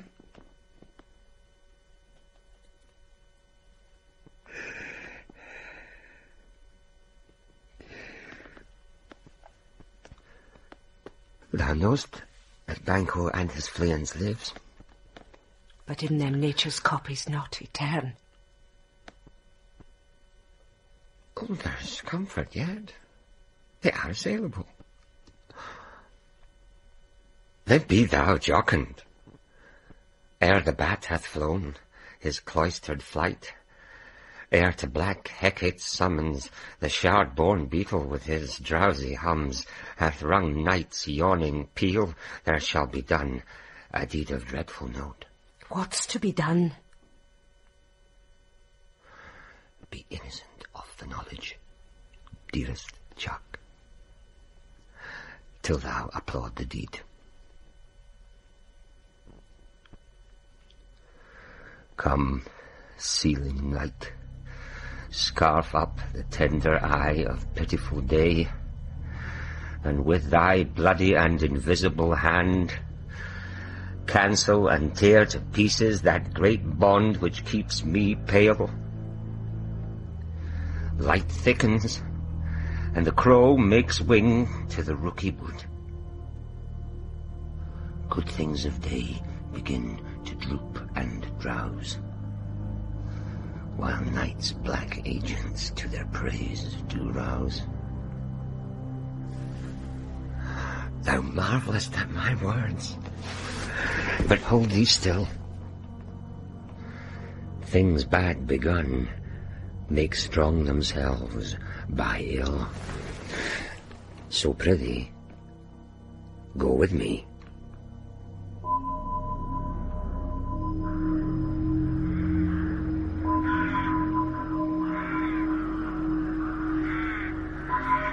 The west yet glimmers with some streaks of day. Now spurs the lated traveller apace to gain the timely inn, and near approaches the subject of our watch. Hark! I hear horses, then 'tis he. The rest are within the note of expectation already are in the court. His horses go about almost a mile, but he does usually, so all men do. From hence to the palace gate make it their walk. A light, 'tis he. Stand to it. It'll be rain tonight. Let it come down! Traitor! Dragon fleets! Fly, fly, fly! Thou mayest revenge! Oh, slay! There's but one down! The sun is fled. We have lost best half of our affair. Well, let's away and see how much is done.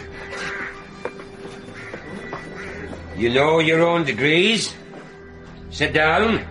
First and last, the hearty welcome.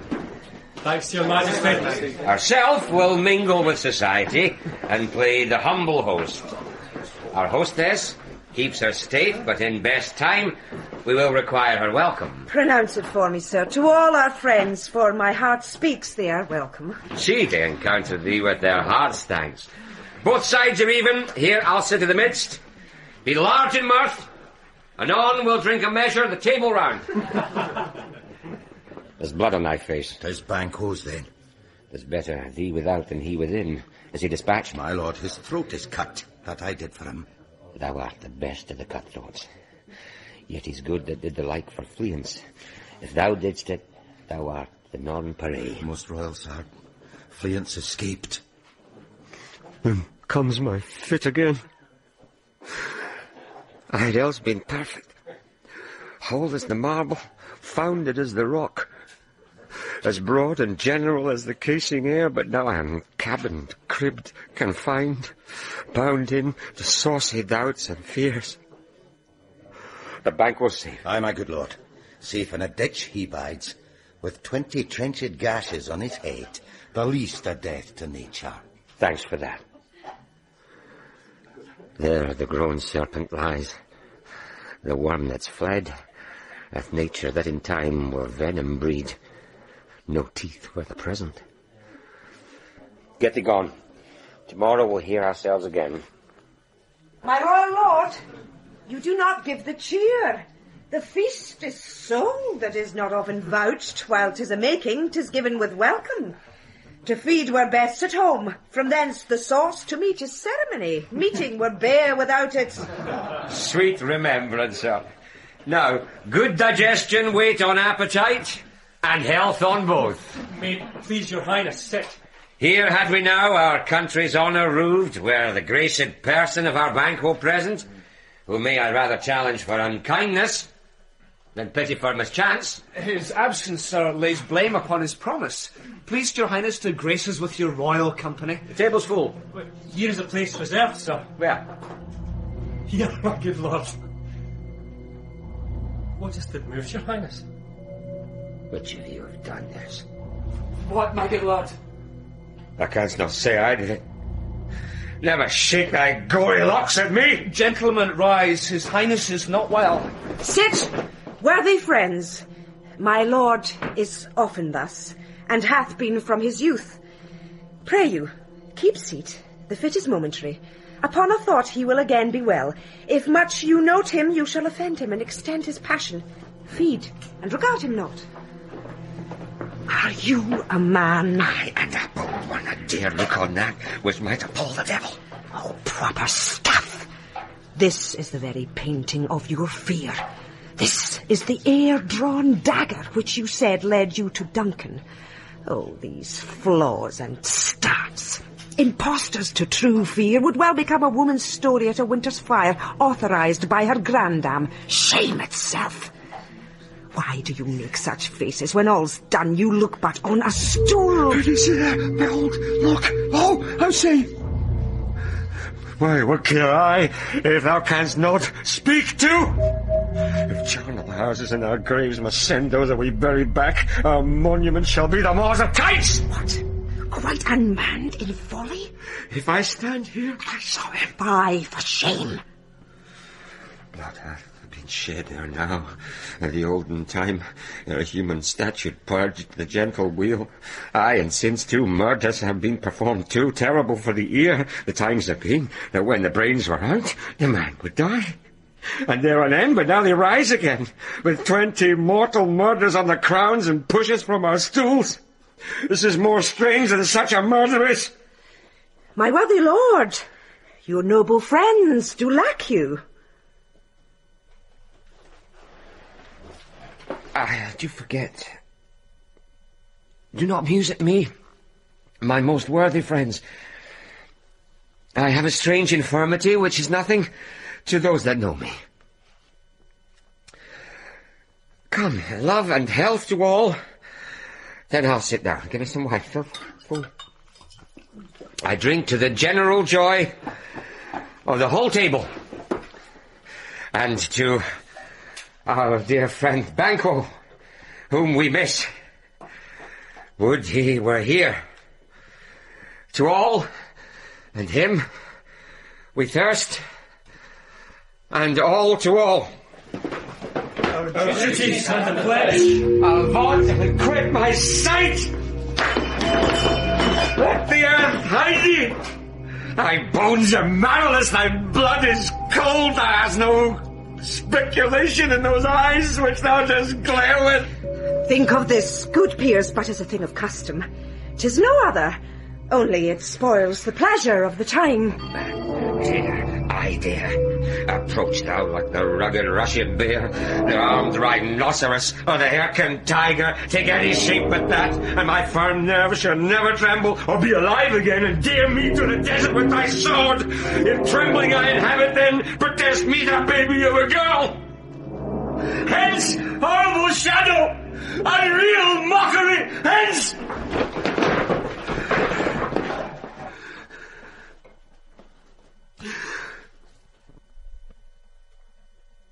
My soul being gone, I am man again. Pray you, sit still.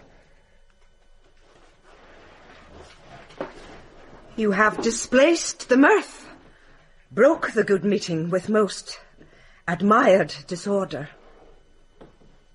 Can such things be, and overcome us like a summer's cloud, without our special wonder? You make me strange, even to the disposition that I owe, where now I think you can behold such sights, and keep the natural ruby of your cheeks, while mine is blanched with fear. What sights, my lord? I pray you, speak not! He grows worse and worse. Question enrages him. At once, good night. Stand not upon the order of your going, but go at once. Good night, and better health attends his majesty. A kind good night to all. It will have blood, they say. Blood will have blood. Stones have been known to move, and trees to speak. Augurs and understood relations have by magpies and choughs and rooks brought forth the secrets, man of blood. What is night? Almost at odds with morning, which is which. How sayest thou that Macduff denies his person at our great bidding? Did you send to him, sir? I heard it by the way, but I will send. There's not a one of them, but in his house I keep a servant feed. For mine own good, all causes shall give way. I am in blood, stepped in so far that, should I wait no more, returning were as tedious as go. Strange things I have in head that will to hand, which must be acted ere they may be scanned. You lack the season of all nature's sleep. Come, will to sleep. My strange and self-abuse is the initiate fear that wants hard use. We are yet but young indeed.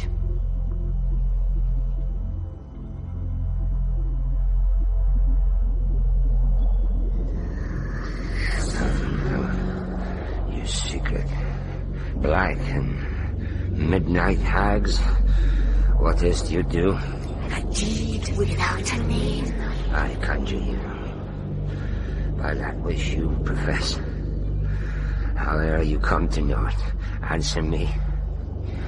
Though you untie the winds and let them fight against the churches, though the yesty waves confound and swallow navigation up, though bladed corn be lodged and trees blown down, though castles topple on their warders' heads, though palaces and pyramids do slope their heads to their foundations, though the treasure of nature's germans tumble all together, even till destruction sicken, answer me to what I ask you. Speak, and we'll answer. Say, if thou'dst rather hear it from our mouths or from our master. Call him. Let me see him. Come high or low, thyself and office deftly show. Tell me, thou unknown power. He knows thy thought. Hear his speech, but say thou not. Macbeth! Macbeth! Macbeth! Beware, Macduff. Beware the Thane of Five. Dismiss me. Enough. Whate'er thou art, for thy good caution, thanks. Thou hast harped my fear, all right. But one word more. He will not be commanded. Here's another, more potent than the first. Macbeth. Macbeth. Macbeth. Had I 3 years, I'd hear thee. Be bloody, bold and resolute. Laugh to scorn the power of man, for none of woman born shall harm Macbeth. Then live, Macduff. What need I fear of thee? But yet I'll make assurance double sure, and take a bond of fate. Thou shalt not live, that I may tell pale-hearted fear it lies, and sleep in spite of thunder. What is this that rises like the issue of a king, and wears upon his baby brow the round and top of sovereignty? Listen, but speak not to it. Be lion mettled, proud, and take no care who chase, who frets, or where conspirers are. Macbeth shall never vanquished be until great Birnam Wood to high Dunsinane Hill shall come against him. That will never be. Who can impress the forest, bid the tree unfix his earthbound root? Sweet bodiments, good. Rebellion's head, rise never till the wood of Burnham rise, and our high-placed Macbeth shall live the lease of nature, pay his breath to time and mortal custom. Yet my heart throbs to know one thing. Tell me if your art can tell so much. Shall Banquo's issue ever reign in this kingdom? Seek to know no more. I will be satisfied. Deny me this, and an eternal curse fall on you. Let me know. Show. Show his eyes and grieve his heart. Come like shadows, so depart. Thou art too like the spirit of Banquo. Down! Thy crown does sear mine eyeballs, and thy hair. Thou other gold-bound brow is like the first, a third is like the former. Filthy hags, why do you show me this? A fourth, start eyes. What will the line stretch out to the crack of doom? Another yet, a seventh, I'll see no more. And yet an eighth appears, who bears a glass, which shows me many more. And some I see the twofold balls and trebled scepters carry. Horrible sight! Now I see 'tis true. For the blood-boltered Banquo smiles upon me and points at them for his.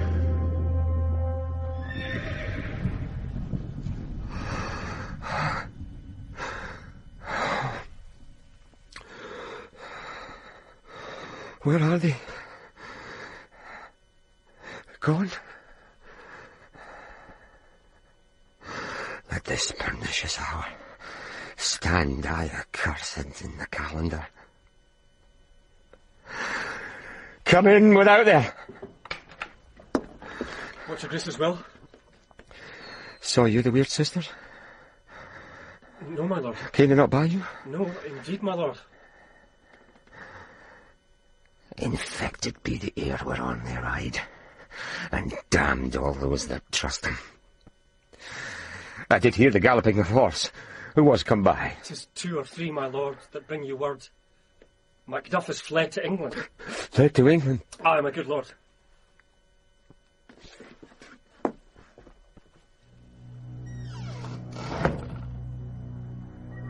Time, thou anticipatest my dread exploits. The flighty purpose never is o'ertook, unless the deed go with it. From this moment, the very firstlings of my heart shall be the firstlings of my hand. And even now, to crown my thoughts with acts, be it thought and done. The castle of Macduff I will surprise, seize upon Fife, give to the edge of the sword his wife, his babes, and all unfortunate souls that trace him in his line. No boasting like a fool. This deed I'll do before this purpose cool. But no more sights. What had he done to make him fly the land? You must have patience, madam. He had none. His flight was madness.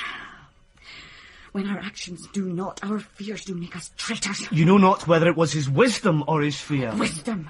To leave his wife, to leave his babes, his mansion and his titles in a place from whence himself doth fly. My dearest coz, I pray you school yourself. But for your husband, he is noble, wise, judicious, and best knows the fits of the season. I dare not speak much further. I take my leave of you. Shall not be long, but I'll be here again. Things at the worst will cease, or else climb upward to what they were before. My pretty cousin, blessing upon you. Fathered he is, and yet he's fatherless. I am so much a fool. Should I stay longer, it would be my disgrace and your discomfort. I take my leave at once. Sarah!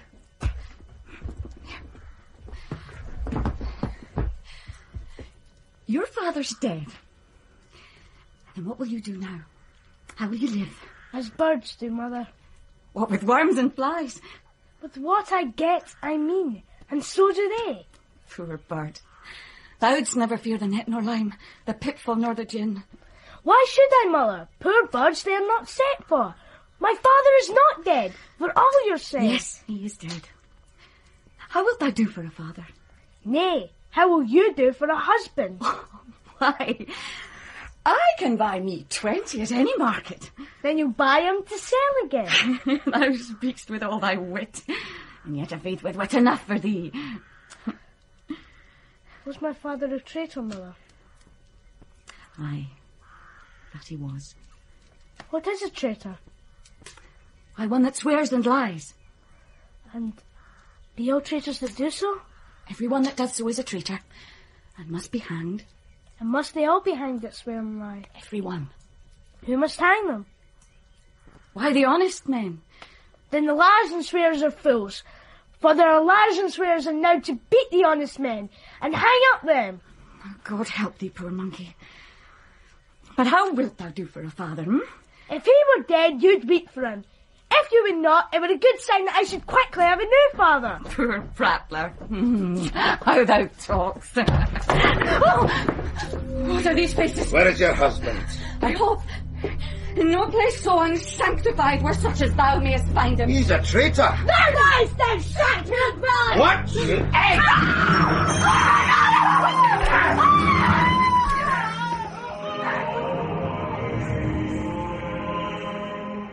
Why in that rawness left you wife and child? Those precious motives, those strong knots of love, without leave-taking? I pray you, let not my jealousies be your dishonours, but mine own safeties. You may be rightly just, whatever I shall think. Bleed, poor country. Great tyranny, lay thou thy bases sure, for goodness dare not check thee. Wear thou thy wrongs. The title is afeard. Be not offended. I speak not as in absolute fear of you. I think our country sinks beneath the yoke.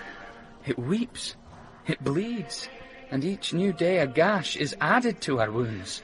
I think withal there would be hands uplifted in my right.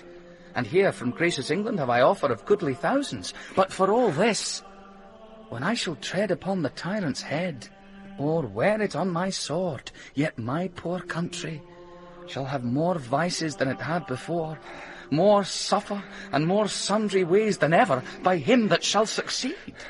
What should he be? It is myself, I mean, in whom I know all the particulars of vice so grafted, that when they shall be opened, black Macbeth will seem as pure as snow, and the poor state esteem him as a lamb, being compared with my confineless harms. Not in the legions of horrid hell can come a devil more damned in evils to top Macbeth. I grant him bloody, luxurious, avaricious, false, deceitful, sudden, malicious, smacking of every sin that has a name.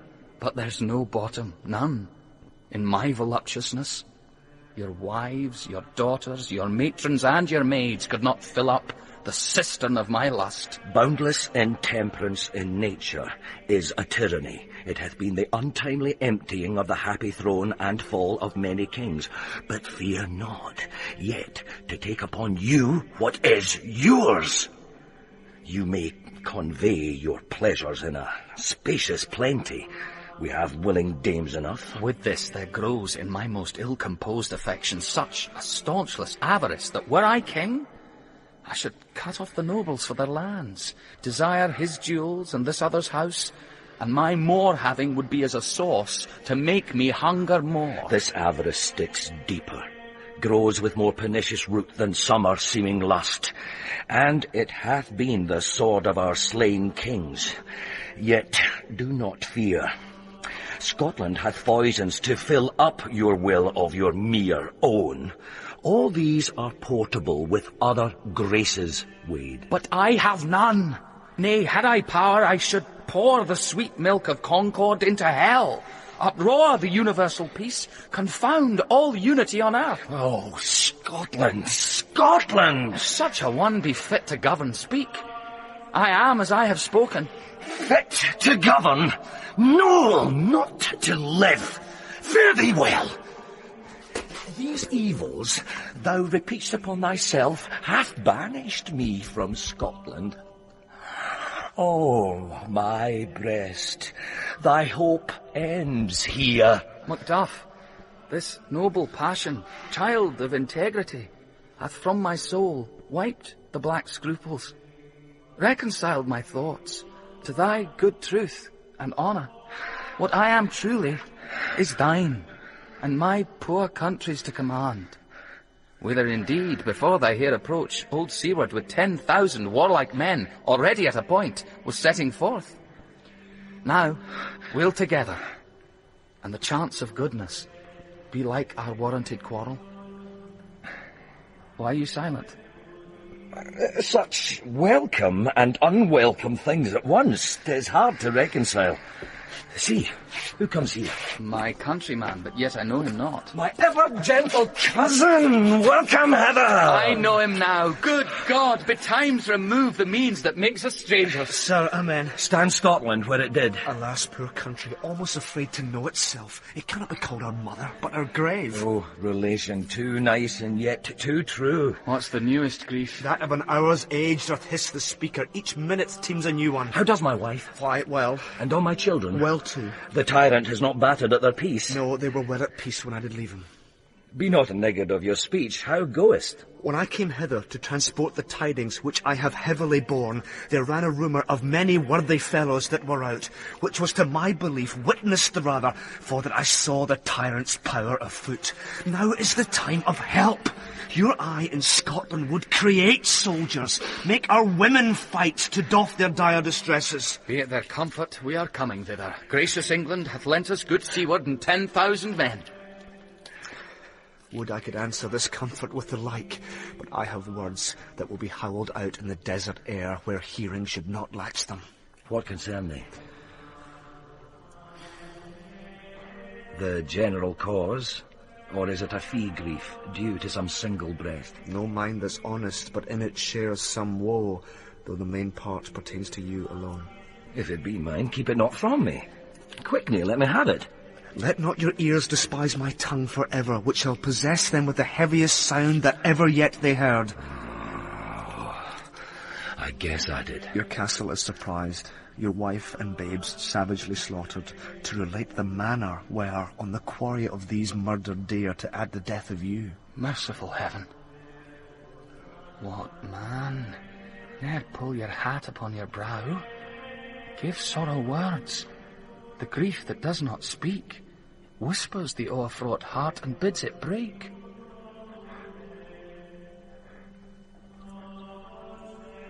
My children, too. Wife, children, servants, all that could be found. And I must be from thence. My wife killed, too. I have said. Be comforted. Let's make us medicines of our great revenge to cure this deadly grief. He has no children. All my pretty ones. Did you say all? Oh, hellkite. All? What? All my pretty chickens and their dam at one fell swoop? Dispute it like a man. I shall do so! But I must also feel it as a man! I cannot but remember such things were that were most precious to me. Did heaven look on and would not take their part? Sinful Macduff, they were all struck for thee. Not that I am.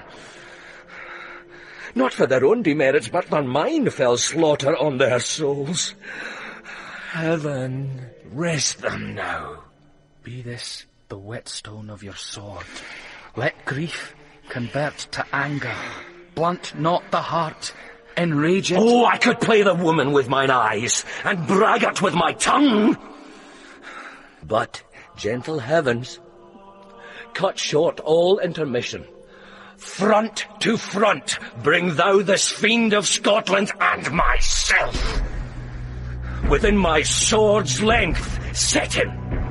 If he escape, heaven, forgive him too. When was it she last walked? Since His Majesty went into the field, I have seen her rise from her bed, throw her nightgown upon her, unlock her closet, take forth paper, fold it, write upon it, read it, afterwards seal it, and again return to bed. Yet all this while in a most fast sleep. A great perturbation in nature to receive at once the benefit of sleep and do the effects of watching. In this slumbery agitation, besides her walking and other actual performances, what at any time have you heard her say? That, sir, which I will not report after her. You may to me, and 'tis most meet you should. Neither to you nor anyone, having no witness to confirm my speech. Lo you, here she comes.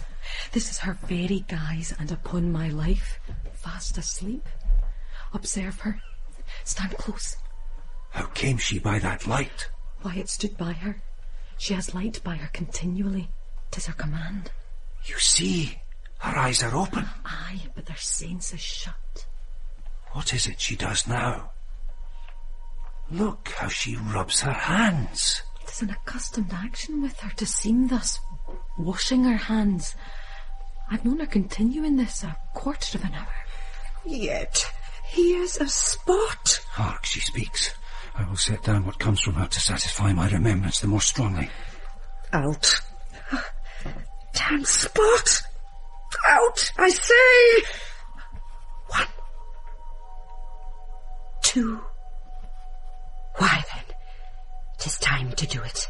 Hell is murky. Fie, my lord, fie. A soldier and afeard. What need we fear who knows it when none can call our power to account? Yet, who would have thought the old man to have had so much blood in him? Do you mark that? The Thane of Fife had a wife. Where is she now? What? Will these hands ne'er be clean? No more of that, my lord. No more of that. You mar all with this starting. Go to. You have known what you should not. She has spoke what she should not, I'm sure of that. Heaven knows what she has known. Here's a smell of the blood still. Oh, all the perfumes of Arabia will not sweeten this little hand.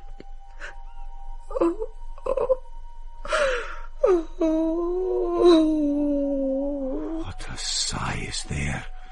The heart is sorely charged. I would not have such a heart in my bosom for the dignity of the whole body. Well. Pray God it be, sir. This disease is beyond my practice. Yet I have known those which have walked in their sleep who have died holily in their beds. Wash your hands. Put on your nightgown.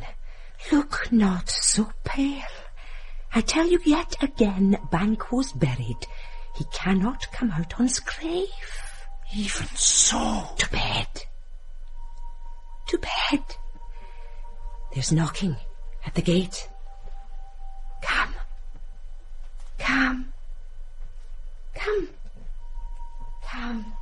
Give me your hand. What's done cannot be undone. To bed. Will she go now to bed? Directly. More needs she the divine than the physician. God forgive us all. Look after her. Remove from her the means of all annoyance, and still keep eyes upon her. So good night. My mind she has mated and amazed my sight. I think, but dare not speak. The English power is near, led on by Malcolm, his uncle Silas, and the good Macduff. Revenge is burning them. Near Birnam Wood, so we well meet them. What does the tyrant? Great Dunsinane he strongly fortifies. Some say he's mad. Others that lesser hate him do call it valiant fury. Now does he feel his secret murders sticking on his hands. Now minutely revolts, upbraid his faith breach. Those he commands move only in command and nothing in love. Now does he feel his title hang loose about him. like a giant's robe upon a dwarfish thief. Well, march we on, to give obedience where 'tis truly owed. Meet we the medicine of the sickly wheel, and with him pour we in our country's purge. Each drop of us, make we our march towards Burnham! Bring me no more reports! Let them fly all! Till Burnham would remove to Dunsinane, I cannot taint with fear. What's the boy, Malcolm? Was he not born of woman? The spirits that know all mortal consequences have pronounced me thus. Fear not, Macbeth. No man that's born of woman shall e'er have power upon thee. Then fly, false things, and mingle with the English epicures. The mind I sway by and the heart I bear shall never sag with doubt, nor shake with fear. The devil damn thee, black thou cream-faced loon! Where gotst thou that ghost look? There's 10,000... Geese, villain! Soldiers, sir. Go prick thy face and overrid thy fear, thou lily-livered boy! What soldiers? Patch! Death of thy soul, those linen cheeks of thine are consolers to fear! What soldiers? Wayface! The English force, so please you. Take thy face hence! Satan! I am sick at heart when I behold... Satan, I say! This push will cheer me ever, or deceit me now. I have lived long enough. My way of life is fallen into the sear. The yellow leaf, and that which should accompany old age, as honour, love, obedience, troops of friends, I must not look to have. But in their stead, curses, not loud but deep, mouth honour, breath, which the poor heart would fain deny, and dare not. Satan! What is your gracious pleasure? What news more? All is confirmed, my lord, which was reported. I'll fight till from my bones my flesh be hacked. Give me my armour! 'Tis not needed yet. I'll put it on!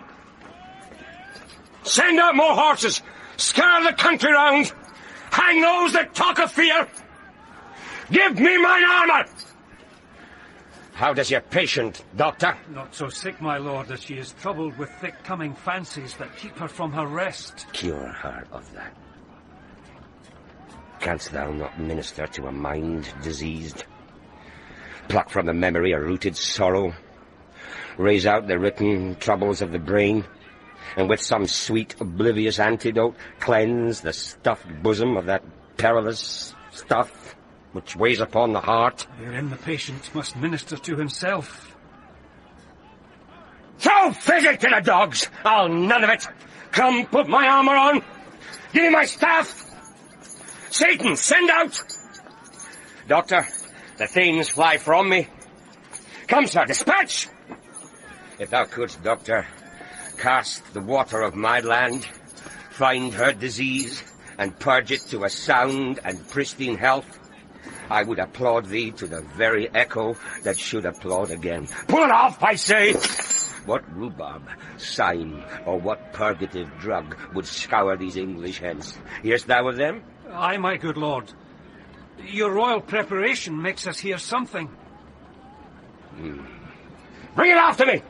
I will not be afraid of death and bane till Burnham Forest come to Dunsinane! What wood is this before us? The wood of Burnham. Let every soldier hew him down a bough and bear it before him. Thereby shall we shadow the numbers of our host and make discovery air in report of us. It shall be done! Hang out our banners on the outward walls! The cry is still, they come. Our castle's strength will laugh a siege to scorn. Here let them lie till famine and the ague eat them up. Were they not forced with those that should be ours, we might have met them dearful beard to beard and beat them backward home. What is that noise? It is the cry of women, my good lord. I have almost forgot the taste of fears. The time has been my senses would have cooled to hear a night shriek, and my fell of hair would at a dismal treatise rouse and stir as life were in it. I have supped full with horrors.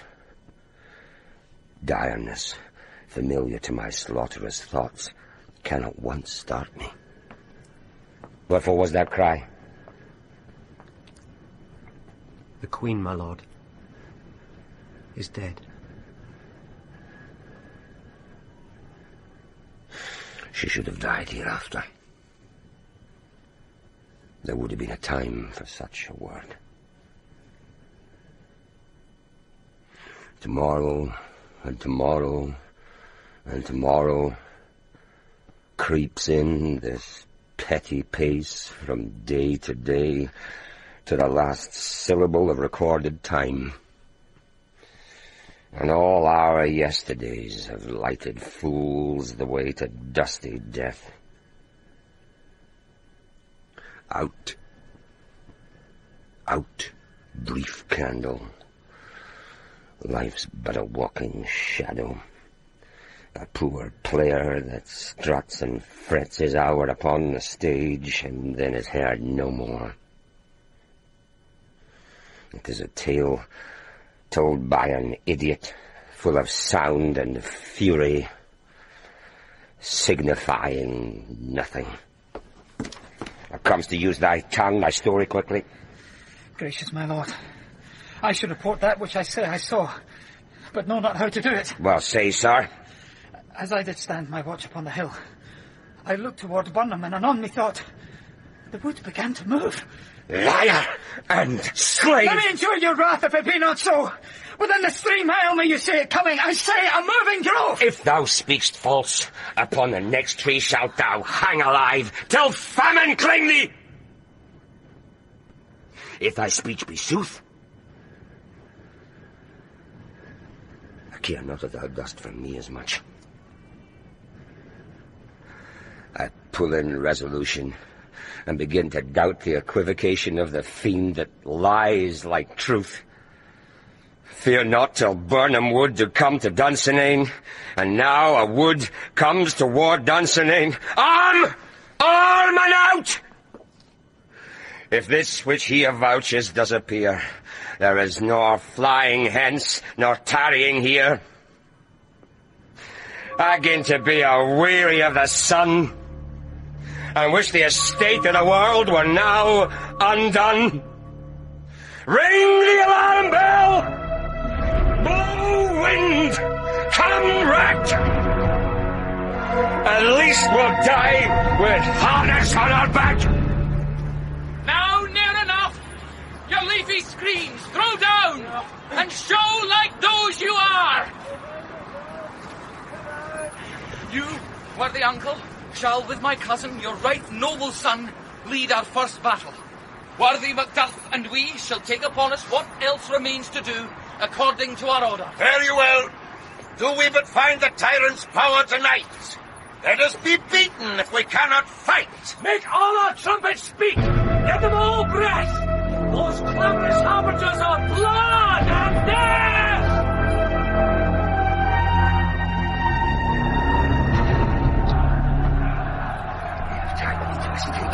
I cannot fly, but bear-like I must fight the course.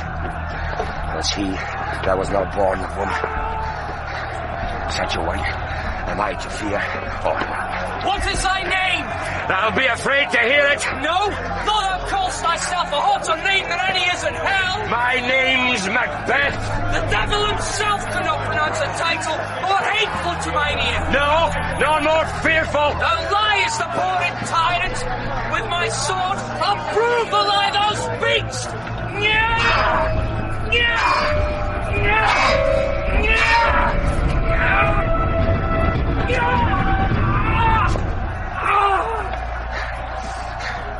Thou wast born of woman. The swords I smile at, weapons laughed to scorn, brandished by man that's of a woman born.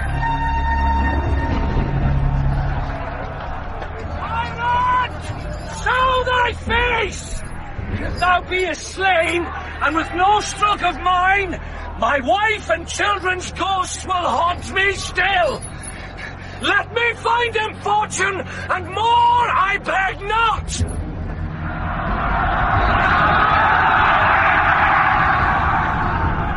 This way, my lord. The castle's gently rendered. The day almost itself professes yours, and little is to do. We have met with foes that strike beside us. Enter, sir, the castle.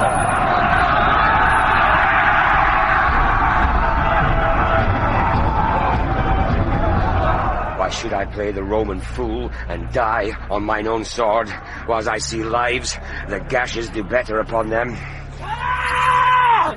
Hellhound! Turn! Of all men else, I have avoided thee.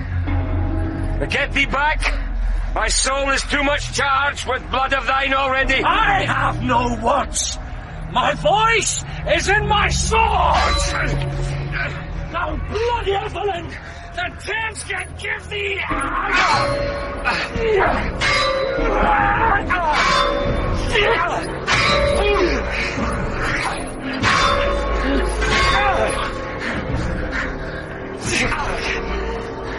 Thou losest labour, as easy mayst thou the entrenchant here. With thy keen sword and presses make me bleed.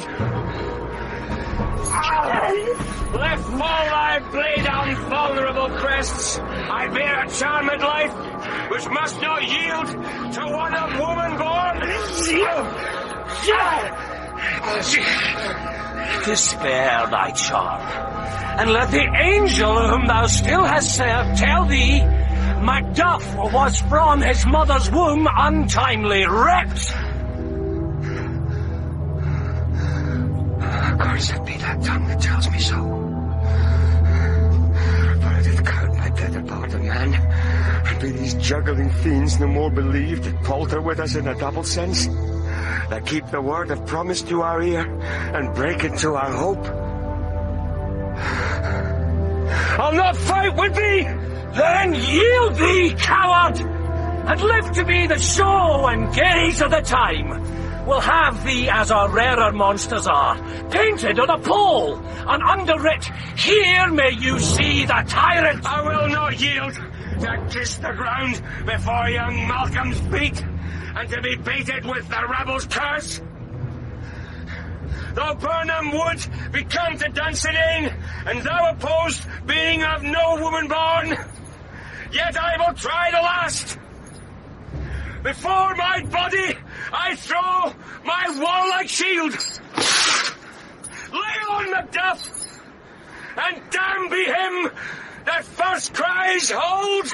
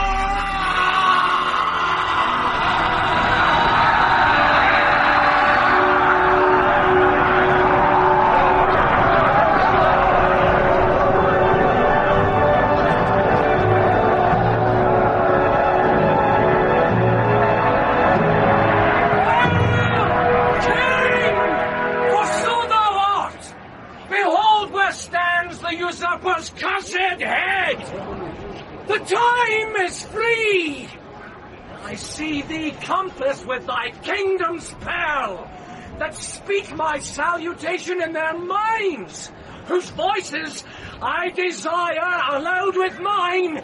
Hail, King of Scotland! Hail, King of Scotland! We shall not spend a large expense of time before we reckon with your several loves. and make us even with you, my thanes and kinsmen. Henceforth be earls, the first that ever Scotland in such an honour named. What's more to do, which would be planted newly with the time, as calling home our exiled friends abroad, that fled the snares of watchful tyranny, producing forth the cruel ministers of this dead butcher and his fiend-like queen, who, as 'tis thought, by self and violent hands took off her life. This, and what needful else, that calls upon us by the grace of grace, we will perform in measure, time, and place. So, thanks to all at once, and to each one whom we invite to see us crowned at Scone.